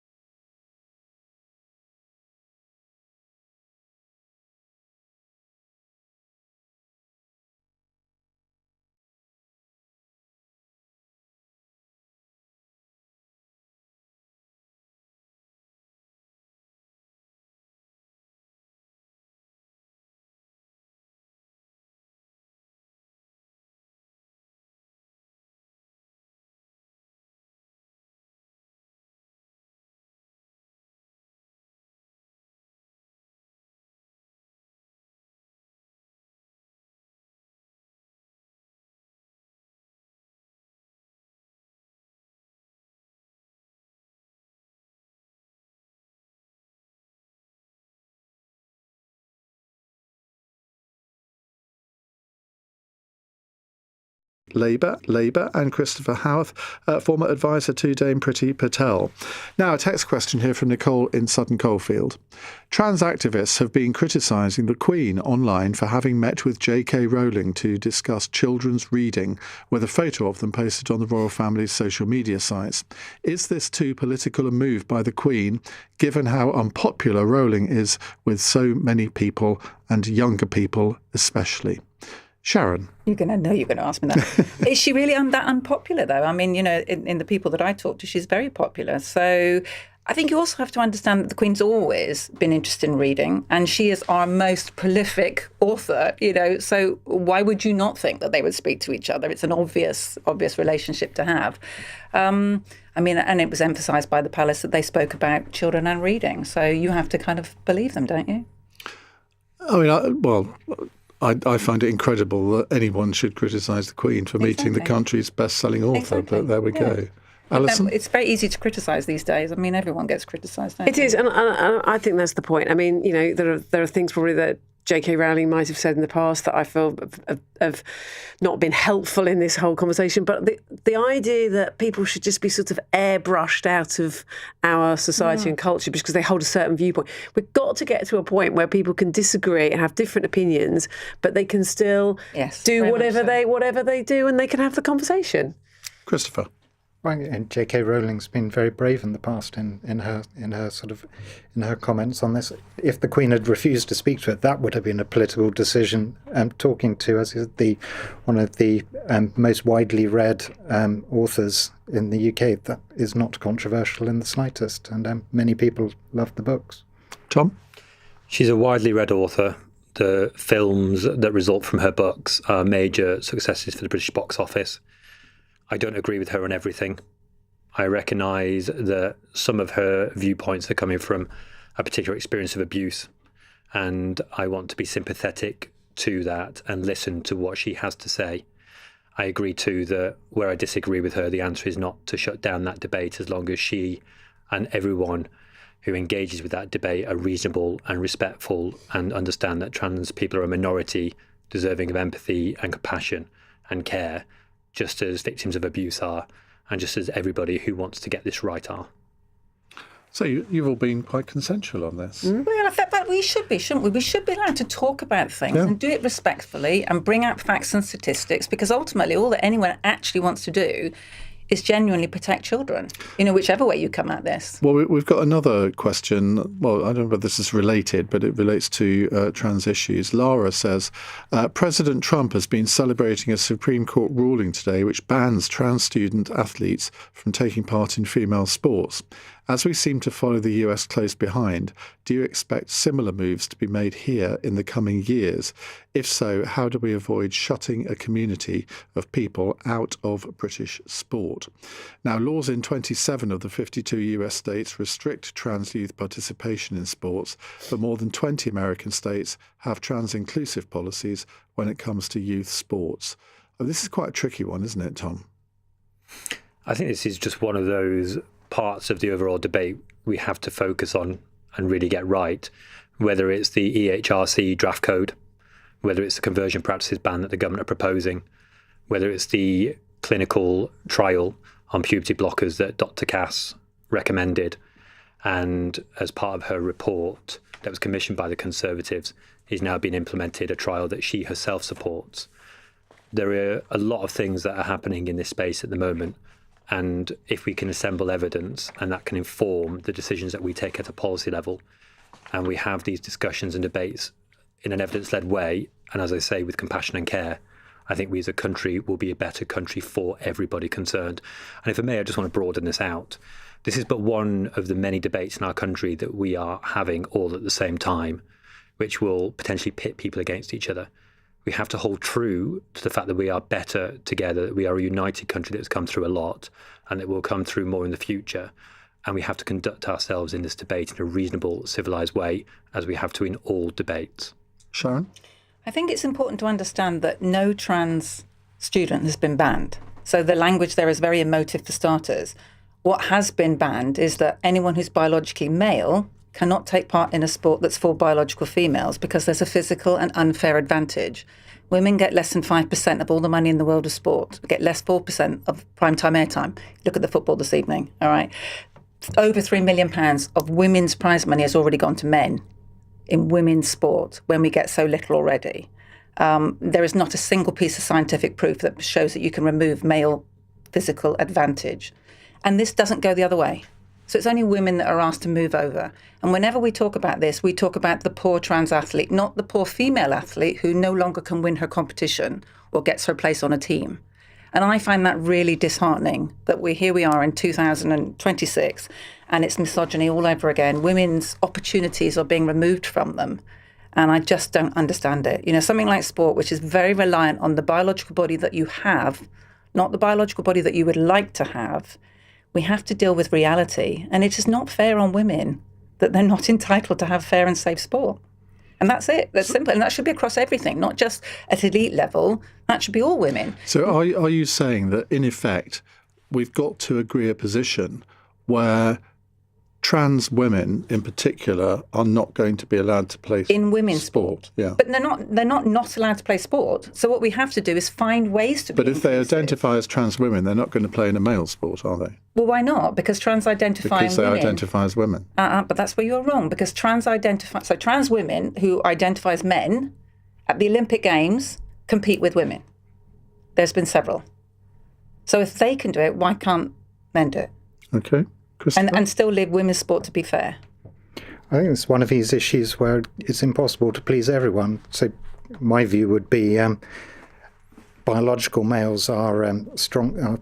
They're sort of physically stronger than biological women. If you're going to have them playing in the same things, that obviously gives an unfair advantage to biological men. There's a reason why you had women's sport as opposed to male sport. It was because so women could compete against women. If you then allowed biological men into that, it's obviously very unfair. So I mean, you could try and come up with sort of words that sort of tries to paper over it, but it's basically a decision. Do you allow biological men to compete in women's sport? No, you shouldn't, in my view. So where should biological men who identify as women, where should they? Well, I've noticed there's a trend to go for male sport to call it the open sport, or so like tennis. You know, so rather than having the men's final, you now have the sort of. So that is potentially a solution. You no longer have quotes male sport, but you have sport that's open for everyone. So there is somewhere for everyone to compete. But women's sport was invented for a reason. And that's what we should have been doing, really, for the last 10 years, was working out ways that we could have been inclusive, rather than just throwing women's sport under the bus, which was the first thing that got done. Alison?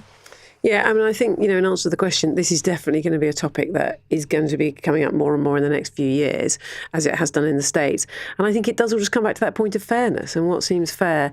And if there is to be, it's got to be fair to women, and it's got to be fair to trans women, and ensuring that there is.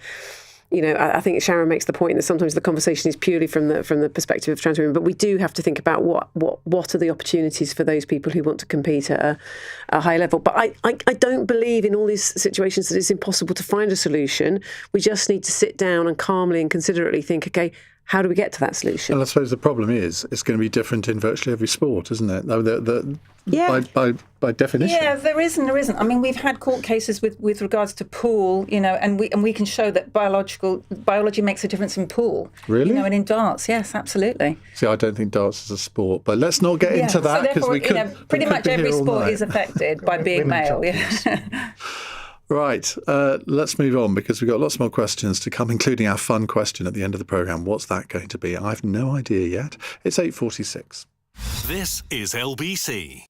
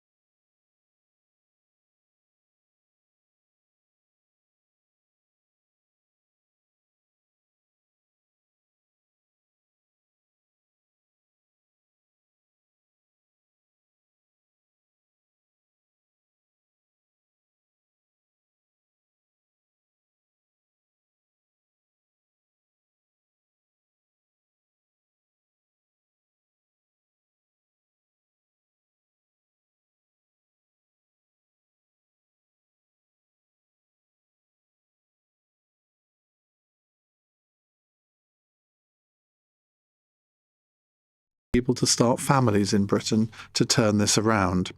Now, the Centre for Social Justice think tank, they've done some analysis that has found that today is the day from which more people are dying than being born in the UK, with the Office for National Statistics estimating that some 450,000 more people will die than be born in this country over the next decade. Christopher.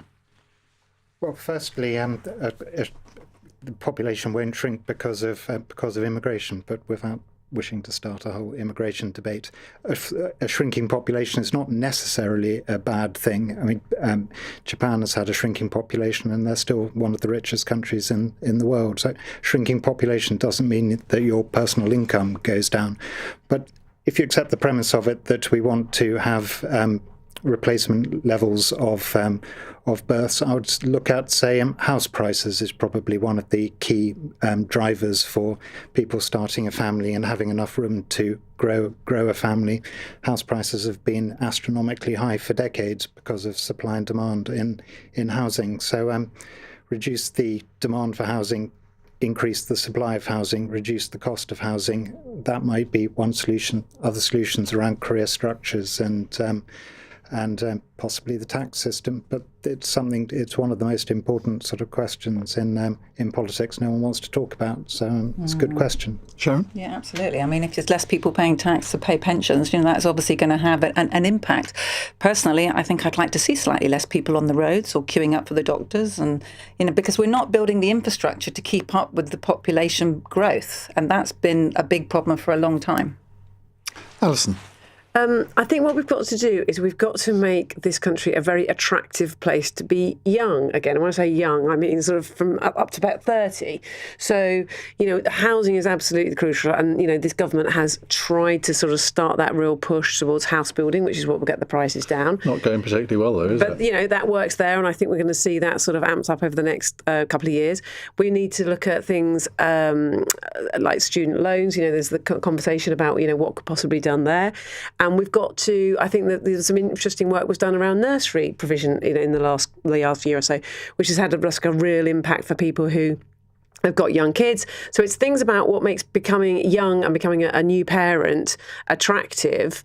And then I think it's about making people, women primarily, but couples feel that, they've got that security in the workplace, that there are jobs to come back to, and that they are positive about the future and they want to bring children into the world. Because I think, for a long time we've also had this sort of sense of fear about, it's going to be tough, this sense that it's really, really tough, it's not getting any easier.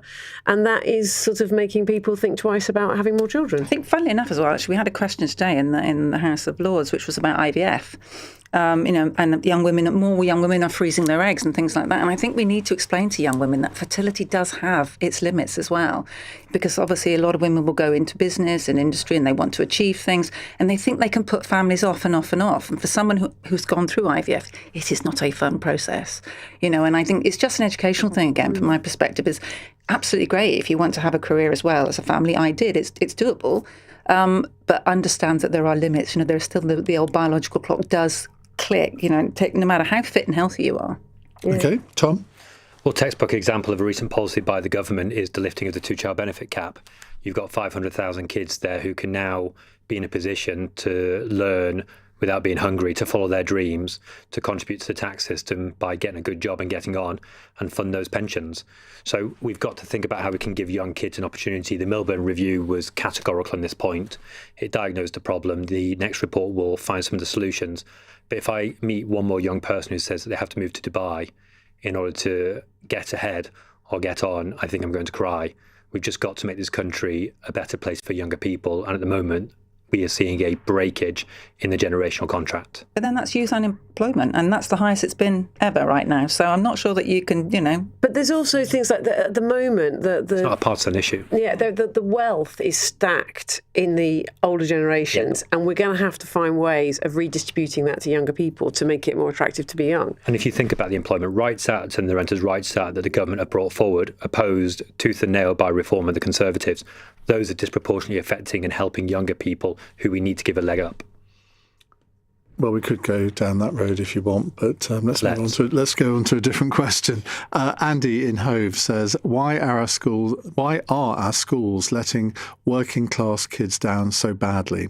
A report published earlier this week found that England's education system is not serving the interests of white working class children. And then you have this report today, which we're going to be talking about after 9 o'clock, where effectively Oxbridge are discriminating against white working class children in favour of lots of other different minorities. Why is this happening, Tom? Well, the decision by Oxford is crazy. I'm a kid from a council estate. I grew up with no penny to rub together looking after my parents. And I got on because my community looked after me and gave me a shot in life. And if I hadn't benefited from that, I would no way be an MP. I wouldn't be sitting here with you as a veteran of your programme. So we absolutely need to have the education system focused in a laser-like fashion on young kids from all backgrounds, but particularly the most disadvantaged. And as you say with that report, white working class kids, white working class lads have got a particular problem. And we need to be addressing that with some of the recommendations that will come from the Milburn Review.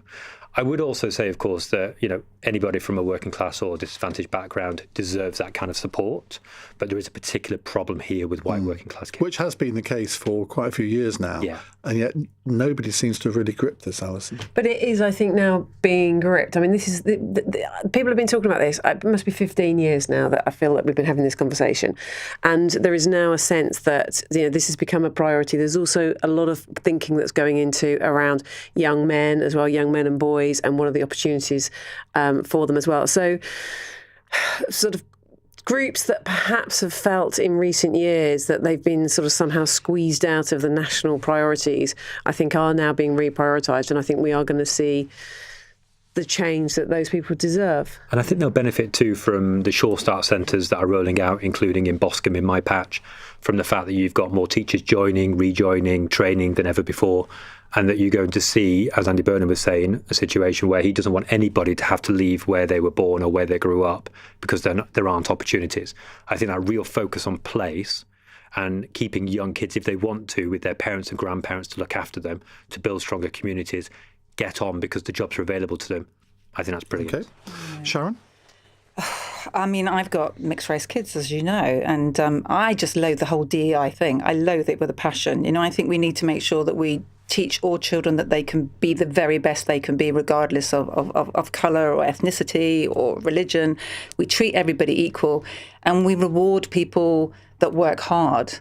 And not a box ticking, because we've moved to a place where box ticking now is more important, and that takes away responsibility, because every time something goes wrong, someone goes, look, I've ticked all 5 boxes, so it can't possibly be me. And so no one is taking responsibility for things that go wrong.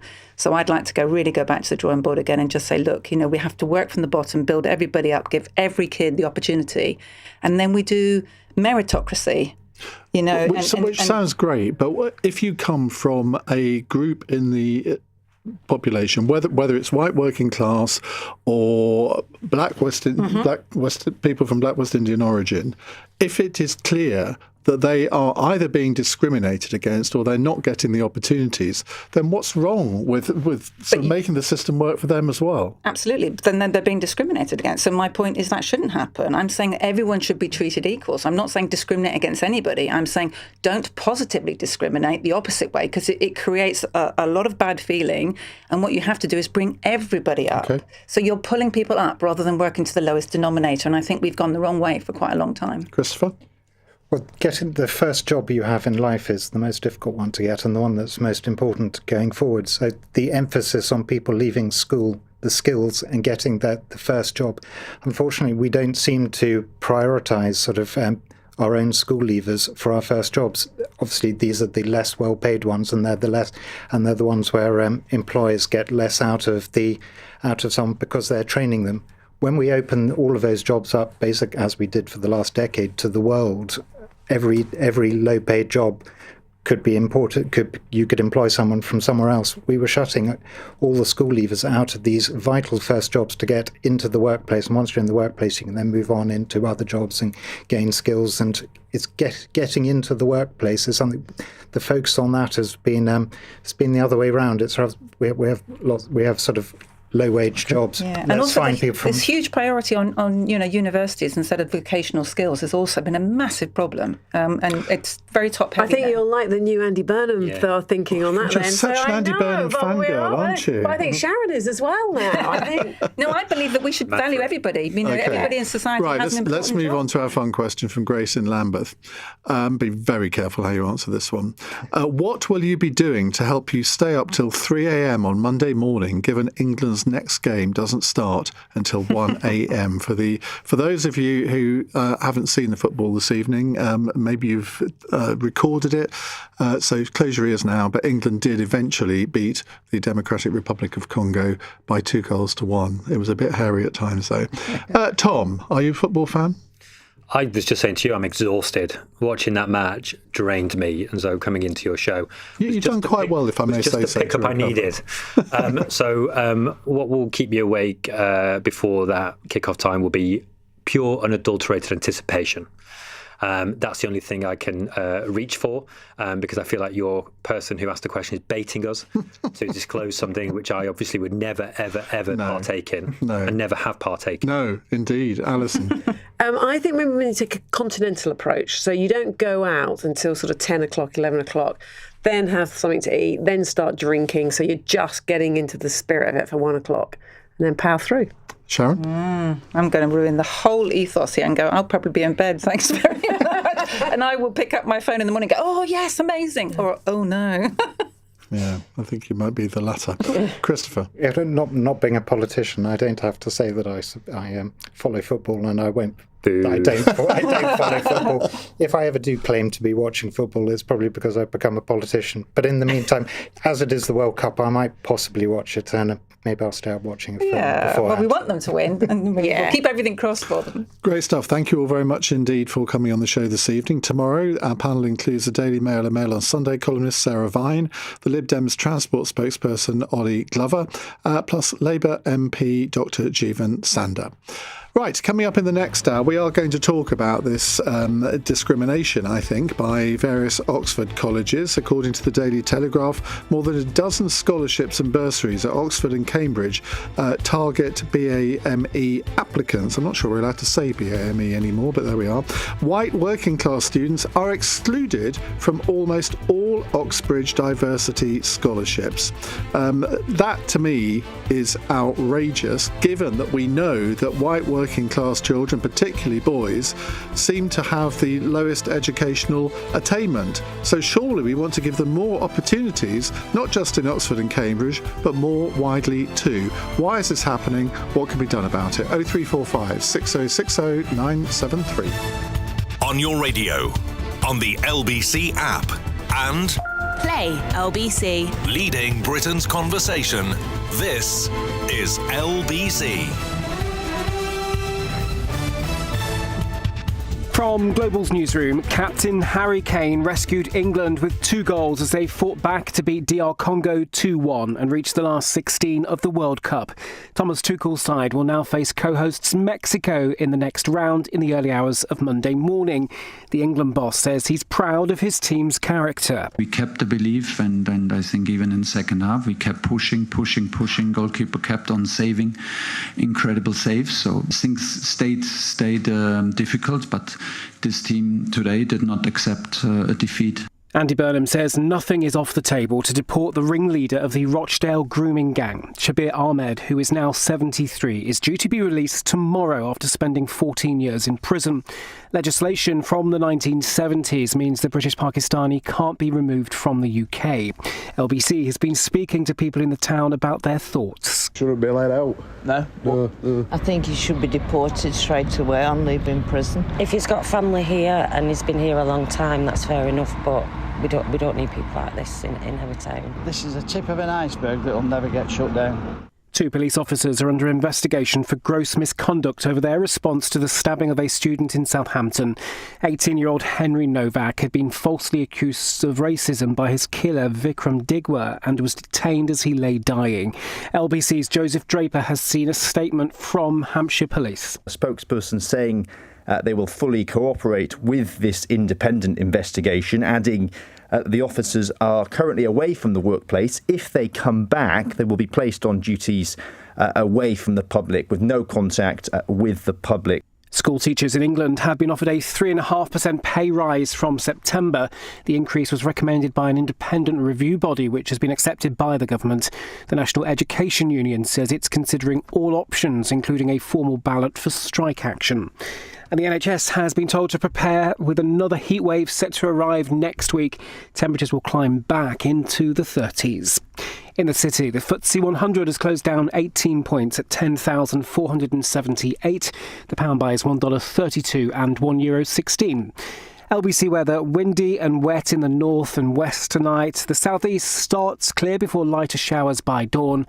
Lows of 9 degrees. From Global's newsroom, for LBC, I'm Daryl Jackson. This is LBC from Global, leading Britain's conversation with Iain Dale.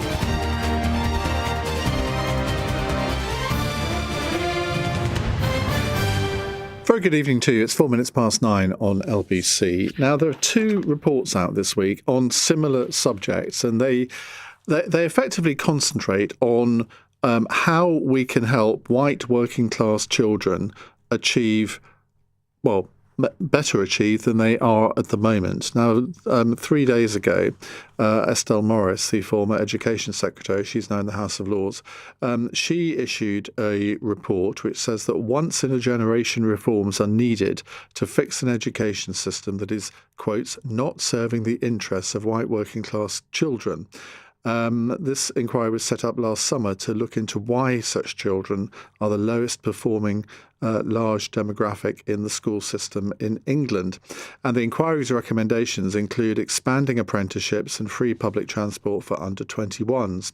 Estelle Morris said responsibility cannot sit with schools alone and was not due to a lack of aspiration or effort from young people. And I think that's a key to this, isn't it? Aspiration. Because I think a lot of people labour under the misapprehension that people who come from sort of poor backgrounds don't have the same aspirations to get on in life as other people in society.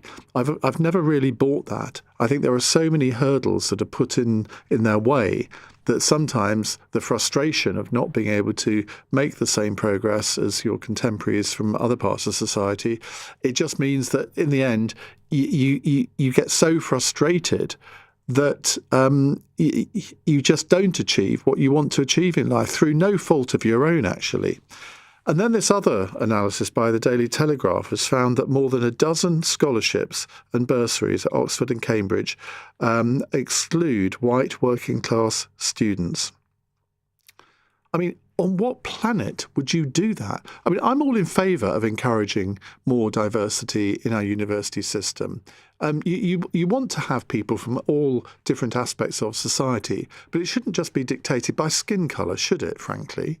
And we know that there are all sorts of different ways that ethnic minority pupils, stereotypically, people think of Chinese students and of Asian students as being sort of very diligent students and they all want to go into professions. Then there are other categories of ethnic minority where I'm afraid the stereotypes of them are not.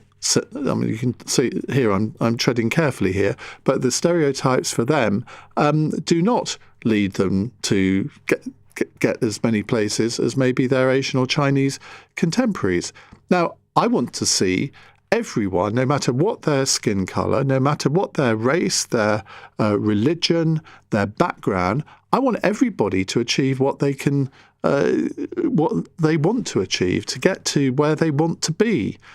And I'm all in favour of universities and colleges enabling people from different backgrounds to do that. But to purposely exclude the very demographic in our society that we know are not being treated very well, white working class children, I mean, that is just madness, isn't it? Just for a diversity box-ticking exercise where you can say, yes, we've got so-and-so % of Asians in this year group. We've got so-and-so % of Black Africans in this year group.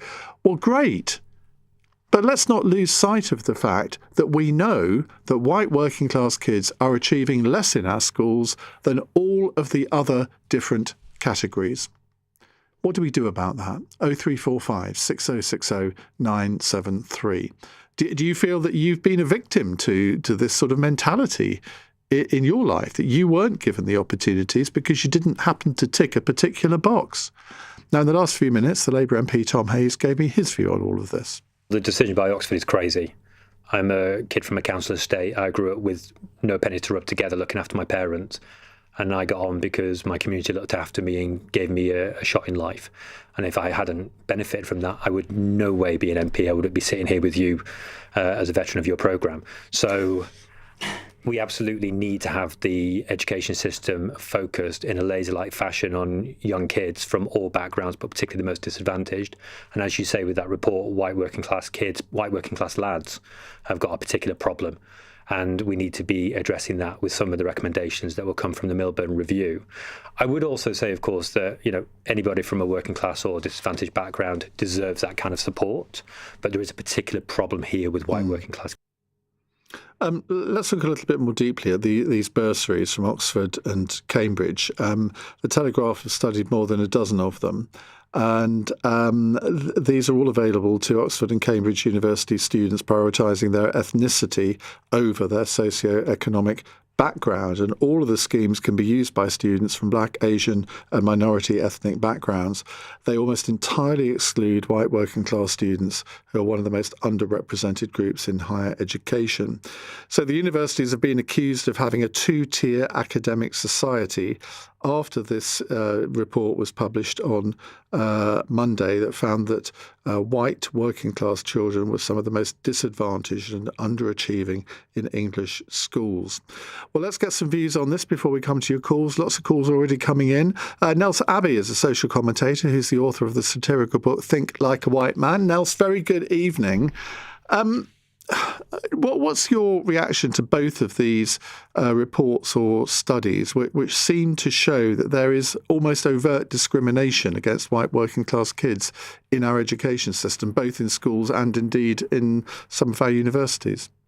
I don't accept them. I don't accept the framing. Number one, the actual report that was done by Estelle Morris actually compared working class white children, meaning impoverished white children, white children growing up in poverty, to white children not growing up in poverty. It didn't compare them to BAME people, to black and ethnic minority people of any class whatsoever.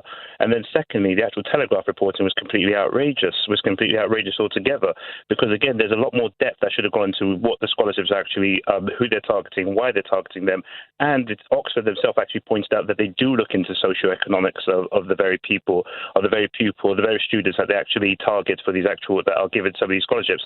And some of these scholarships are provided by people such as Stormzy, for example. So Stormzy, who is pretty much supporting people who look like him, come from a socioeconomic background similar to him, and an ethnic background similar to him. So I don't really see where the problem is with that whatsoever. And to quote Tony Sewell and Kemi Badenoch, who are very different to me in terms of actual politics, the presence of disparity should not be equated to the presence of discrimination. And I just want to be very clear upon that too in terms of this conversation. So putting it on the rules as set by people who are often considered to be our betters on racial issues, although I don't consider them to be that in the slightest bit, I think that's something we need to bear in mind. But I'll put it to you like this, Ian. There's a way to resolve all of this. We don't need to do this. We don't need to have this fight. We don't need to have the racial fight, and we can actually help working class people of all ethnicities because they don't face any degree of disadvantage by virtue of the fact that they are white. They face disadvantage by virtue of the fact that they are poor. They are economically challenged. It's the same thing for people who are economically challenged. Yes, but the point is these bursaries and schemes, they're available to black working class kids, but not white ones. Yeah, but that's because black working class kids were significantly underrepresented. There were barely any presence there. In fact, at one particular point, there was more black working class men in one single poorly rated university in London than there were in the entire Russell Group altogether as a collective. There was something that was happening there, and it's been used to address it. But the key point is this: that we don't need to have this race argument here. Let's have a class argument. Let's look at this, because really and truly, Iain, if we wish to really resolve this, there's one way in which we could do it in one foul swoop and get rid of this argument, which is a wealth tax. We can tax wealth. That's typical, isn't it? That's the left's answer to everything. Tax the rich. Yes, but now you see, why is it we're happy to bash each other on the racial stuff or stuff? When we go after actual taxing the rich, the most comfortable and wealthy people in society, that's when we then turn around and say it's the left argument answer to everything. It's a good answer. It's the right answer. It's not a good answer. It's a pathetic answer. No, it is not. I don't understand. We have the highest level of taxation that we've had since the Second World War in this country. We have the top 10% of earners paying 70% of income tax or something like that. I can't remember the exact statistic, but it's a huge proportion. And I mean, there are already people leaving this country because they feel they're overtaxed, and you want to put more burdens on them. That's really going to help, isn't it? Yes, it will help. Yes, it will help. Absolutely. And I think that, yes, it will help altogether. I think Mandani's shown us a great way in which in New York, amongst other places too. But Iain, I'll put it to you like this once again too. We will continuously have these sorts of race arguments or so, which are very unnecessary, as long as we are willing to tolerate huge degrees of inequality in the society, because if we really truly did care about working class white people, as we've proclaimed to do so, then it's not a difficult problem to resolve. It's just one that got to bite the bullet and say, look, people who are hoarding wealth above the tune of 10 million are going to have to pay a few percentage points above that every single year to get people out of poverty in this nation and ensure they get their life chances that we all really want them to achieve. Other than that, we can keep pitting poor white people against poor black and brown people, and then we'll continue to start hurting. Nobody's seeking to pit. That's exactly what the Telegraph is doing. No, it's not. What the Telegraph is doing. Yes, no, it it's is. not. Yes, it is 100%. Because at no given point did the Telegraph, in their article, and I read it from head to toe, at no given point did they do. It was completely selective, cherry-picked statistics. They compared BAME children of all classes to white working-class children. Now, that is not. So anybody who's done an economics degree, worked anywhere in the city, any 6-month compliance officer in the city will tell you this cannot go to the public because it will be shot down by the FCA, because it's not a fair comparison. You're not comparing like for like. I mean, they're offering bursaries and scholarships to people who have a different skin colour to white working class kids, even though the white working class kids are ones that are being effectively discriminated against they're most. Not being discriminated well, they are, aren't they? They're not being discriminated because they're not being offered bursaries. Iain, what part of that do you not get? Iain, let's be polite. Let's be very nice to each other. We know we love each other dearly. We're the best of friends, but let's be polite here. But the key thing here is this, Iain, is that, look, it's not discrimination that's actually happening here in the slightest bit. What we're seeing is a situation which, look, is an exemplary manner in which people who are wealthy from some of these communities, from the black community, for example, principles of Pan-Africanism, principles of black Christianity or black Islam or other faiths too, teaches us that once you find yourself in this position where you can actually help people, you do all you potentially can to help people. Once you get on, each one teach one. Once you get on, you put other people on. That's what you're seeing with the likes of Stormzy. Stormzy isn't that rich, but in the grand scheme of Britishness or so. But the little wealth he does have, he's turned around and insistently, as quickly as possible, use it to help people like himself who can actually try and actually empower. The vast majority of wealth in Britain is not held by people like Stormzy. It's held by wealthy white people. And of course, they don't do anything to help anybody else, do they? But Iain, then maybe they could be doing more to ensure that we don't. Well, I'm sure everyone could do more, and I'm sure Stormzy does a great thing. And I've actually. Oh my goodness, Nels, you can talk 10 to the dozen all you like, but in the end, I've got control of the microphone. And if you have a debate, you actually let the other person speak from time to time. But we've got to go to a break now, so we'll leave it there. 17 minutes past 9. This is LBC.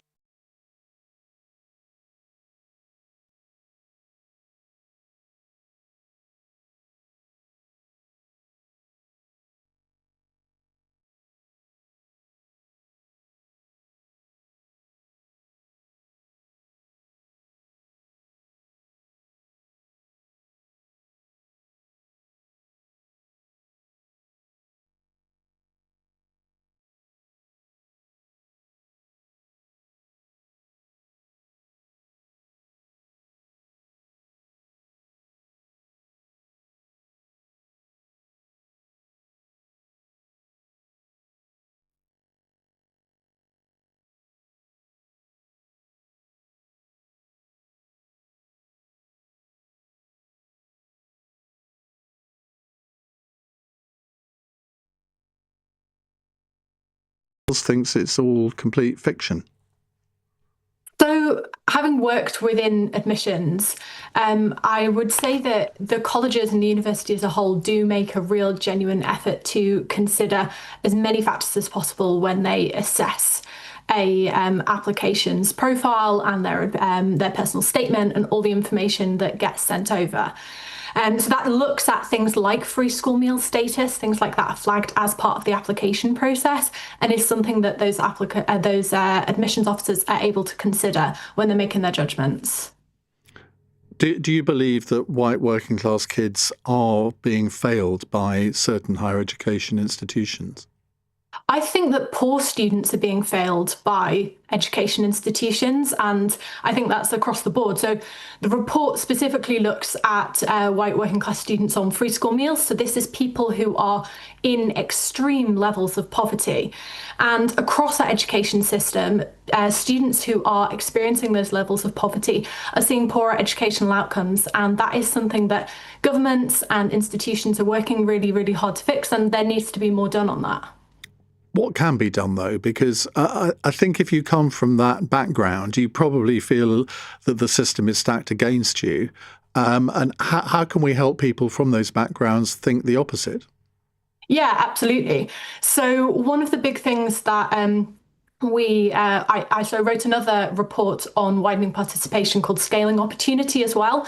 And one of the big things that we recommend in that report is really the importance of universities across the country getting in and working with pupils at a younger age. So some of the biggest disadvantages in education are locked in place by the time a student reaches secondary school. We're already seeing those big gaps in achievement and attainment based on poverty. And so universities need to be getting in there early. They need to be speaking to children and their families when they're in primary school. Not to say you have to go to university, but just to say this is what university is. This is what it's like, so that students grow up knowing if that's a pathway they want to go down, they can. And if it's not the one they want to go down, then they have the tools and the information to make that informed decision. And I was the first in my family to go to university back in the early 1980s. But you still hear today of people saying, well, I'm the first in my family to go to university. And I think if you've got no tradition of that, it's quite a leap to think that you'd even be capable of doing it, isn't it? Yeah, it can be. And I mean, when I was working in admissions, I went into schools where I'd ask the class of primary school children, do you know anyone who's been to university? Put up your hand. And no one would put up their hand. And that's why this kind of early outreach and interaction is so, so important. And I think at the moment, the really important thing to stress in the conversation is just giving people the tools and the information to make a choice for themselves. You know, we shouldn't be pushing people into one pathway or another, but they should have all the tools and feel empowered to, if they want to go to university, they feel like that's an option available to them. It's almost an intimidating thing, isn't it, to even think of going to university if you don't know anyone that's ever been. And I suspect there's another problem here, that it's not necessarily discrimination by the universities. It's the attitude of parents who none of their families have been to university. They don't know anyone that's been to university. And certainly, I mean, decades ago, it would have been, no, you can't go to university. You've got to go out and earn a wage and come and help pay the rent and all the rest of it. Now, I don't know how much those attitudes have changed over the years, but I suspect that they are still prevalent among some people. Yeah, parental attitudes can be a massive thing, because it builds that kind of culture in a child's mind. And I think that is one of the things that the report highlights. But there's some institutions and some organisations doing really good work to try and tackle that. So the Brilliant Club, a social mobility organisation, has a parent power network, which is all about connecting parents to each other in the local community, so they can speak to people that they consider peers, that they know and trust, and are less intimidating than a professor from a university, 50 miles away, being suddenly planted in front of them in a school assembly, to kind of build up that community feeling and trust and belief and confidence in higher education. Charlotte, thank you very much. That's Charlotte Armstrong there, Policy Manager of the Higher Education Institute. Right, let's go to your calls. Tom is a new caller in Balham. Welcome to the station, Tom. What would you like to tell us? Hello, Iain. Thanks for taking my call. I felt compelled to call in today because I do think that the topic and the way that you framed the story is creating an environment where you're in a way besmirching what young black hardworking graduates are doing. God, what have I said that would lead you to draw that conclusion? Because the reason why I draw that conclusion is because you are setting up a scenario where it's believed that black children are doing well, particularly at Oxbridge, at the expense of white working class. No, not at all. I know you.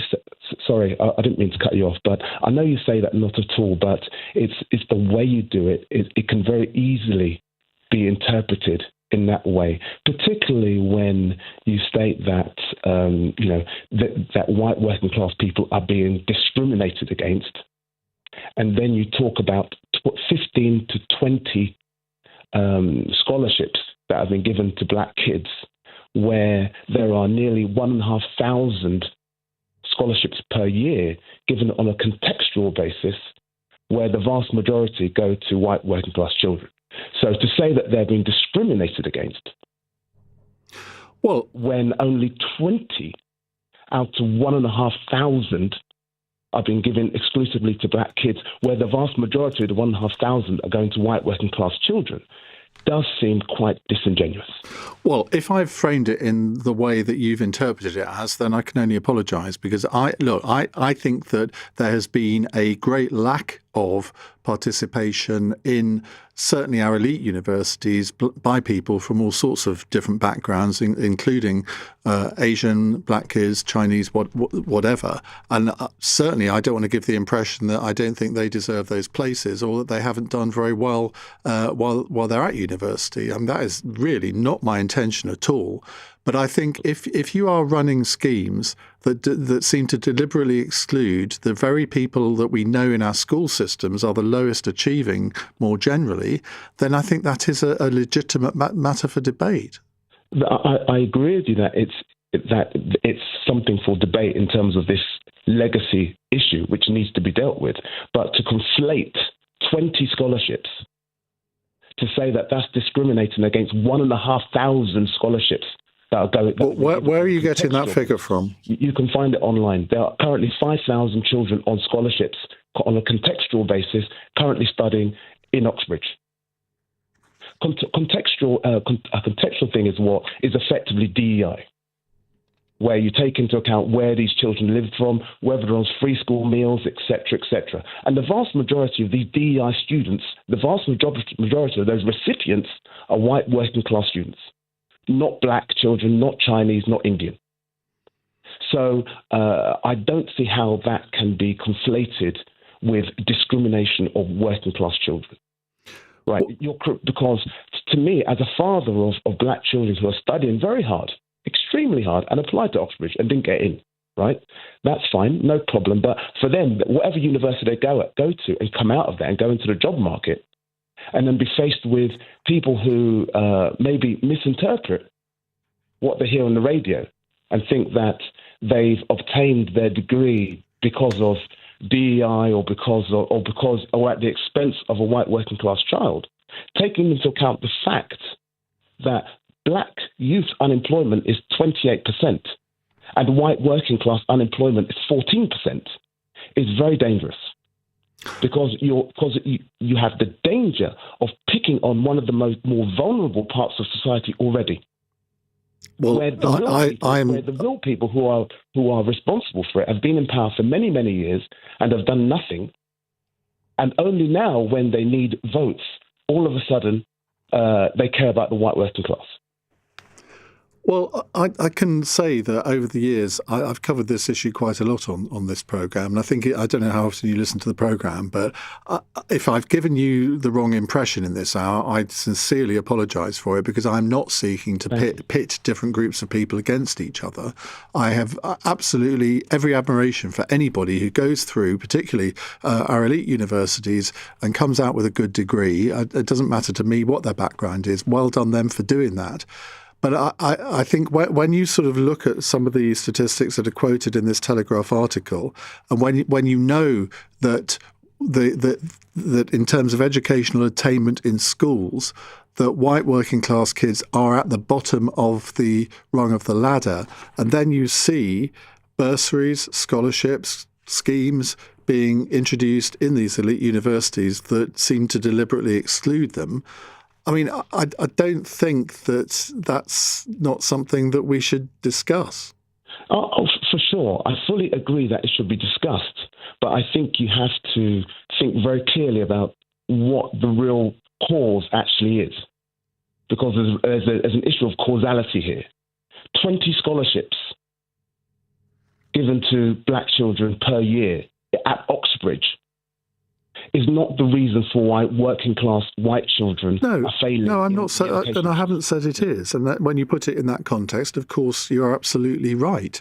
But I think what we've got to try and do is to think, well, okay, well, if we aren't getting the participation from that particular demographic, what can we do about it? Now, Stormzy's been mentioned, who's got this. Exactly is the question you should be asking yourself. It's not because if you got rid of those 20 scholarships, the situation for white working class children would not improve, right? So the question really is what are we going to do about the educational attainment of the white working class? That is the question that should be asked on this show, not anything about 20 scholarships, which is largely an irrelevance. I'm 50 years old. Okay. I was here when the mining situation happened, and you had towns which were left behind from the miners' strike, and they've been stuck in that position since the 80s. It's got nothing to do with Indians or Chinese or 10 people going to, or Stormzy creating the thing. So whatever the Telegraph is saying, I don't know. Well, let's talk about Stormzy. But there really is a danger of not just you, but certain segments of the media creating a very vicious environment for young people of colour in this country. Well, that is not. You know that is not my intention in talking about this. I would hope you. I'd hope you would. I really do, because it's very upsetting to have children who are working hard to be taxpayers. They're doing everything they should be doing, and they feel like they're being discriminated against for wider issues in the public that have nothing to do with them. Okay, Tom, I'm going to accept your admonishment, but I really think you have totally misinterpreted what I want to do in this hour. But thank you very much indeed for your call. Keep your calls coming, 0345 6060 973. It's 9:32. Let's go to the news headlines with Daryl Jackson. England have come from behind to book their place in the last 16 of the World Cup with a 2-1 win over DR Congo. Captain Harry Kane got both goals in the second half. Andy Burnham has called for the ringleader of the Rochdale grooming gang to be deported when he's released from prison. 73-year-old Shabir Ahmed can't be removed from the UK because of legislation passed in the 1970s. And Sir Keir Starmer has denied leaving a mess for the next Prime Minister after a funding gap in defence spending emerged. £4.7 billion still hasn't been costed into the government's investment plan. LBC weather, windy and wet in the north and west tonight. The south starts clear before lighter showers by dawn, a low of 9 degrees. This is LBC.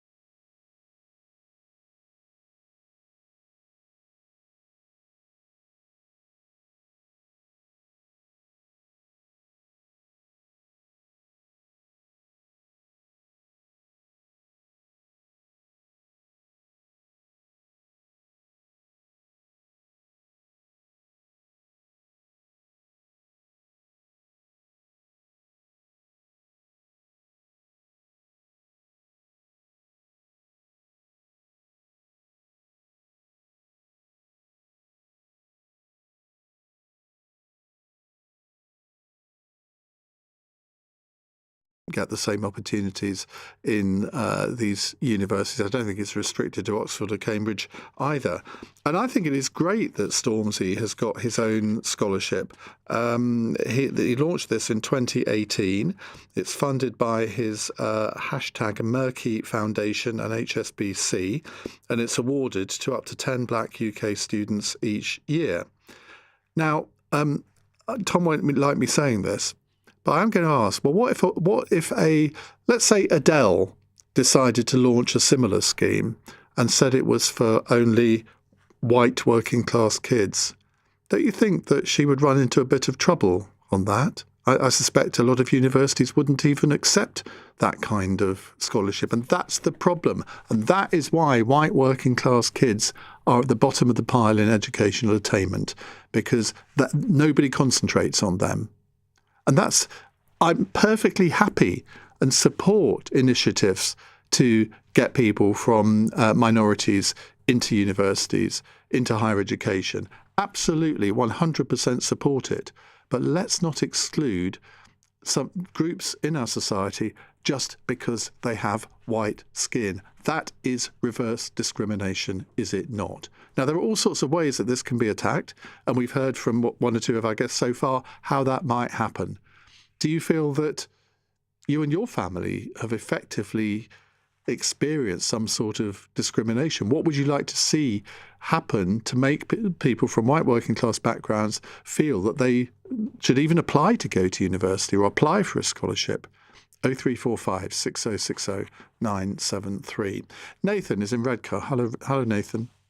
Hey there, you all right? I'm fine, thank you. What would you like to say? Well, I'd like to say that it's like, let's take a little bit of the poison out of the rating, right? I'm the first person, I'm 42 now, and let me tell you now, I've ended up a hairdresser. But listen to this, right? I've got a first-class degree, and I've got a master's degree from the Royal Academy of Art in Piccadilly. I did the 3 years at the Royal Academy, 15 people a year get in, and I am not an artist anymore. I'm a hairdresser. Why? Because that's what's made my money. That's actually, I've become happier by, and I would say to any young person, think a little bit twice. And I wish, when I look back, I wish I'd have done hair from the word, even though I loved I'm from Saltburn in the northeast, and I did 4 or 5 years in London, however long I was there. And I was miserable the whole time, even though I loved the experience and it was fantastic. And I've taken my art everywhere. It comes into my hairdressing, but I'm much happier doing what I'm doing. And, Yeah, but you don't regret what you did, do you? I don't regret what I did, but it wasn't my thing. And I was aiming for something else. And it's like sometimes being a bit easier pleased isn't a bad thing. Well, look, I think that you've almost had the best of both worlds. You spent some time effectively pursuing a dream. You really enjoyed it. I have seen it from both sides. Yeah. And I just think our country at the moment is at such a horrible tension that when I was at uni back in like 2007 to 2010, and it was a brilliant time in London. Nag, nag, nag, Princess Julia, all of the good things, and it's just now it feels different. I think that people feel different for all sorts of different reasons, and but I think you're broadly right. But I think it's partly because we're told that we live in a terrible country now so often that we've come to believe it. All fractured off into little groups, whereas we used to all be together, and that's really sad. I think there is something in that, but the point I was trying to make about sort of the fact that you went in one direction and then you've ended up in another. I guess I'm just trying to survive. This is the best way I think to survive. A lot of people will have had that experience. When I went to university, I did my degree in German. I intended to be a German teacher. Now my life took a different direction. Yeah. I don't regret going to university. Some people don't survive that change, though, Ian. It can be so, and it was epic for me to go from these big dreams to this, what I thought was a rubbish career, but has actually turned out to be a brilliant career where I'm connected with people, and I really enjoy it. Much more than I enjoy being in galleries and at openings and talking nonsense with people. I get to talk nonsense 3 hours a night. And doing a really good bob. I really do. Somebody's just, Anastasia has just said on a text, perhaps Iain doesn't need a hairdresser. That's so cruel of you, Anastasia. There was a time when I had very luxuriant hair. Anastasia. Good for Anastasia. Corey and Chris have seen the pictures of me with hair, and I keep telling Corey he's got this sort of luxuriant hair. That's going to go one day, mate. Oh, well, thank you anyway. Thank you, Nathan. And I just wanted to chip my 2 pence in, but I can just say, do you know what? Being a bit easier pleased isn't a bad thing. Thank you very much indeed for your call. Let's go to John in Golders Green. Hello, John. Hi. Iain. I've got the greatest respect for you, but I think you're having a really tough night. I've had tougher. We're 2/3 of the 3/4 of the way through the hour. I had an argument with the first caller. The second caller refused to acknowledge what you were saying, and so are you going to make it worse or better? Well, look, I'm not exactly going to help you. I'm not going to drive you further into the ground. Tom, your first public caller, absolutely, blew you apart, and in a way that I've very rarely had anyone done. A very cogent. All your points he addressed and basically shot them down one by one. And I agree with everything that has been said before. And I want to add that, I've been in education on and off for about 50 years, and I didn't go to Oxford. I went to the other place, but frankly, I don't really see anything wrong if Oxford wants to offer a few minority students some scholarships. Nor do There's I. nothing discriminatory, but as Tom said, you started out at 9:01, framing the question by saying it's disgusting that Oxford University is discriminating against white working class kids by offering these scholarships. That's yeah, I know. as Tom That said. doesn't mean to say that I don't think ethnic minority kids should have scholarships.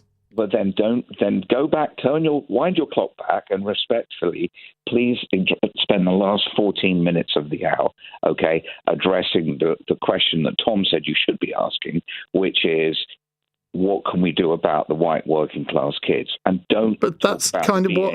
That's what I have been saying. No, you haven't. You, with respect, right at the beginning, you said Oxford is offering 12 scholarships to minority students, and that's disgusting.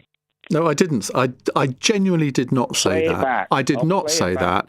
I said I thought it was wrong that they would offer them to those groups, but not to white working class kids too. And I stick by that. Well, I'm sorry, you shouldn't stick by that, because as Tom said, there's 1,500 scholarships offered to people who aren't BA and AA students, and if Oxford University wants to offer a dozen minority scholarships, they can. And if I call up Cambridge University or Oxford University and say, you know what, I want to offer 10 scholarships to people who are vertically challenged or people who were born in the month of June, they'll say thank you very much, and there's nothing discriminatory about that. Well, I bet they wouldn't if you said you wanted to offer them to only white working class kids. I bet they wouldn't accept that. No, why not? Of course they would. I don't think they would, because they would say it's discriminatory. It's not discriminatory. Well, it is, because it excludes black and Asian kids. No, I'm sorry. You try it. I wish I was rich enough to do so. You've got 10 minutes left in the hour, okay? Try to find one person that actually agrees with your original premise. Try.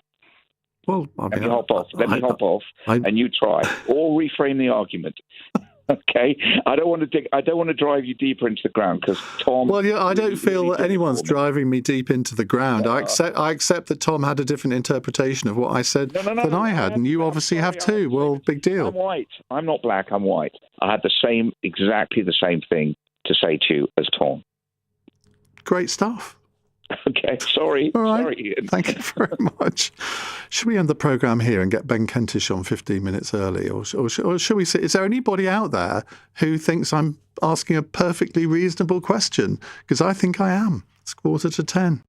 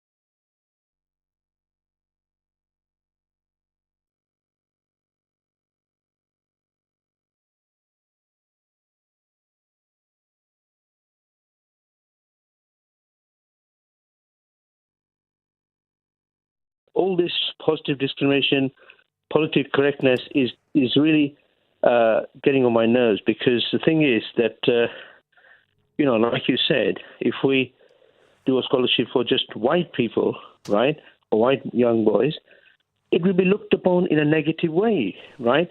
Whereas someone like Stormzy does it for young black boys, right? It's fine. So why is it that these institutions like Oxford and Cambridge cannot see both sides of the benefits? And that's the only way we're going to bring up the young white boys and young black boys who are lagging behind to, say, Indian boys or Chinese boys, yeah? Yeah, I have no objection to any scholarship being directed at a particular group of people. And let me make it very, very clear.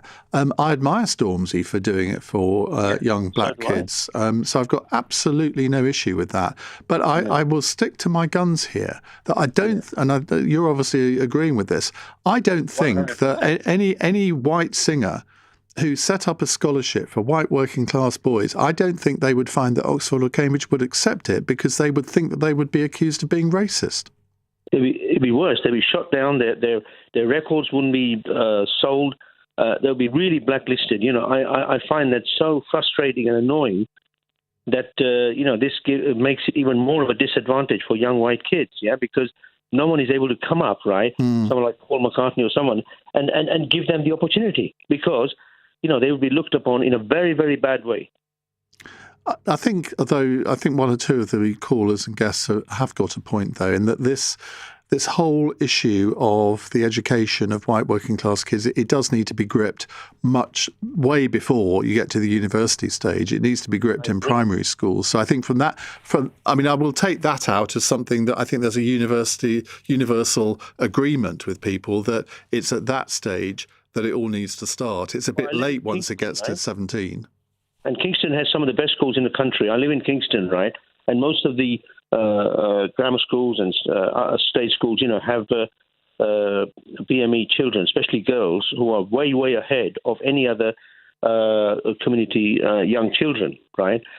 Tamil girls and Chinese girls and young Gujarati girls and so on. And yet we always praise the people who are doing very, very well, but we're not concentrating on people who are behind, young black boys or young white boys. Why? We applaud and applaud and applaud to these people, youngsters who are doing marvelous. Fine, that's great. They're achieving great success. But what about these people? We need to pull them up. Raj, thank you very much indeed for your call. Let's go to Fatu, who's in Chelmsford. Fatu, very good evening. What would you like to tell me? Hi, good evening, Ian. I've been listening to you for years, but today I felt like I need to pick up the phone and call you. Is that a good thing? I hope it is. It is a good thing. I do support you, but there's a caller that mentioned about black people doing well and they're feeling like they've been handed out stuff to go to higher universities. Now, my point is, Ian, I am foreign, and I don't understand why anybody born in this country would not do well. Literally, I do not understand. From nursery to university is more or less free. Can you challenge that? More or less free. I with all the hard hustle I did to be able to have a stay and go to university. 10 years of my life was wasted just because I went to be a citizen to go to university. After graduate, I got a professional job. From there, buying a house. So I don't understand. And I have got a 19-year-old who has gone through the school system. You are forced to go to school. That doesn't happen from where I come from. And if you don't have meal, you would not go hungry in school because they would give you food. If you don't work, you would have free school meals. I didn't have that opportunity to have free school meals. I pay my taxes. So why would somebody be born in this country, have all that opportunity, and do not do well? I think that needs to be looked at. I think there are all sorts of reasons why people from different groups either do well or don't do well. A lot of it, I think, does come from family circumstances, housing, poverty. I think it is more difficult for people from those kinds of backgrounds to progress in society more generally. I mean, forget university, just sort of in the jobs market. I think it's equally difficult. So I think therefore, go on. Yeah. Go on. You're born in this country where your nursery place is there for you. Your primary school place is there for you. What do you do at home when you go to school? Because when you come to class, you have the same lesson as anybody else in the class. What has gone into you for you not to do well if you're able-bodied, you're not sick? You go to work. Why would you not work? It's just pure laziness, I see it. I honestly, I don't feel sorry for people who don't do well, that are able. Because if I can come from a very poor country, wasted 10 years of my life just to be renewing visa, and then thinking, okay, I need to have a better life, going to university, come on. Can I ask where you're from? From Gambia. It's a British colony. We taught English. Why would I come and write better English than somebody who is born here and speaks English? Is their language. So I don't understand why people mourn. Like I said, if my son hasn't gone through the system, I would question it. But I've seen how the system works. Up to university, you're given a handout. Go to university. My son doesn't get any maintenance because I work. So why would somebody who is white and born here mourn? Okay, Fatih, thank you very much. Very interesting call. Let's go to John, who's in Fleet in Hampshire. Hello, John. Oh, hi, Ian. Hi. I think I'm going to agree with you on this point. I can't see how your point of view is controversial. One of the points that was raised by an earlier caller, and it wasn't challenged, and I've not heard it anywhere else today on the radio, listening to LBC or anywhere else, is that there were 1,500 scholarships for white working class kids in Oxbridge. And if that were the case, why has no one come on from the universities to actually confirm that and actually put that down? So I'm a bit... Well, when Tom brought that up, I mean, I wasn't able to argue against him because I've got no idea whether there are 1,500 other... I don't think he said there were 1,500 aimed at white working class kids. I think he said there were 1,500 other scholarships which could have included those. Okay. But, I mean, I haven't got that information, so I can't confirm or deny that. Okay, just an observation. But I think perhaps some of the people that are phoning in on this are of the view that white people can't be discriminated against, which I think is completely false.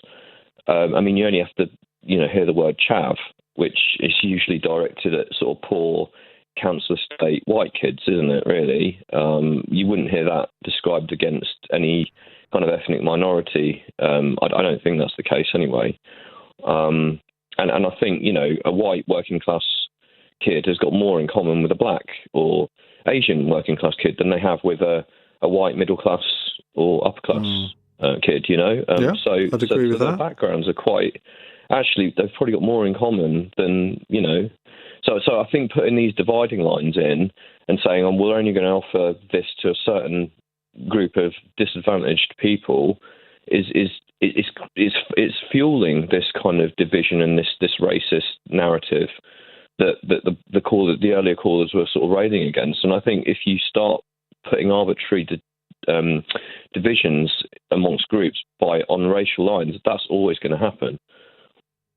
John, thank you very much. We are reaching the end of the programme, so let's go to Matt in Oxford for our final call. Hello, Matt. Oh, well, no pressure. Thanks for taking my call, Ian.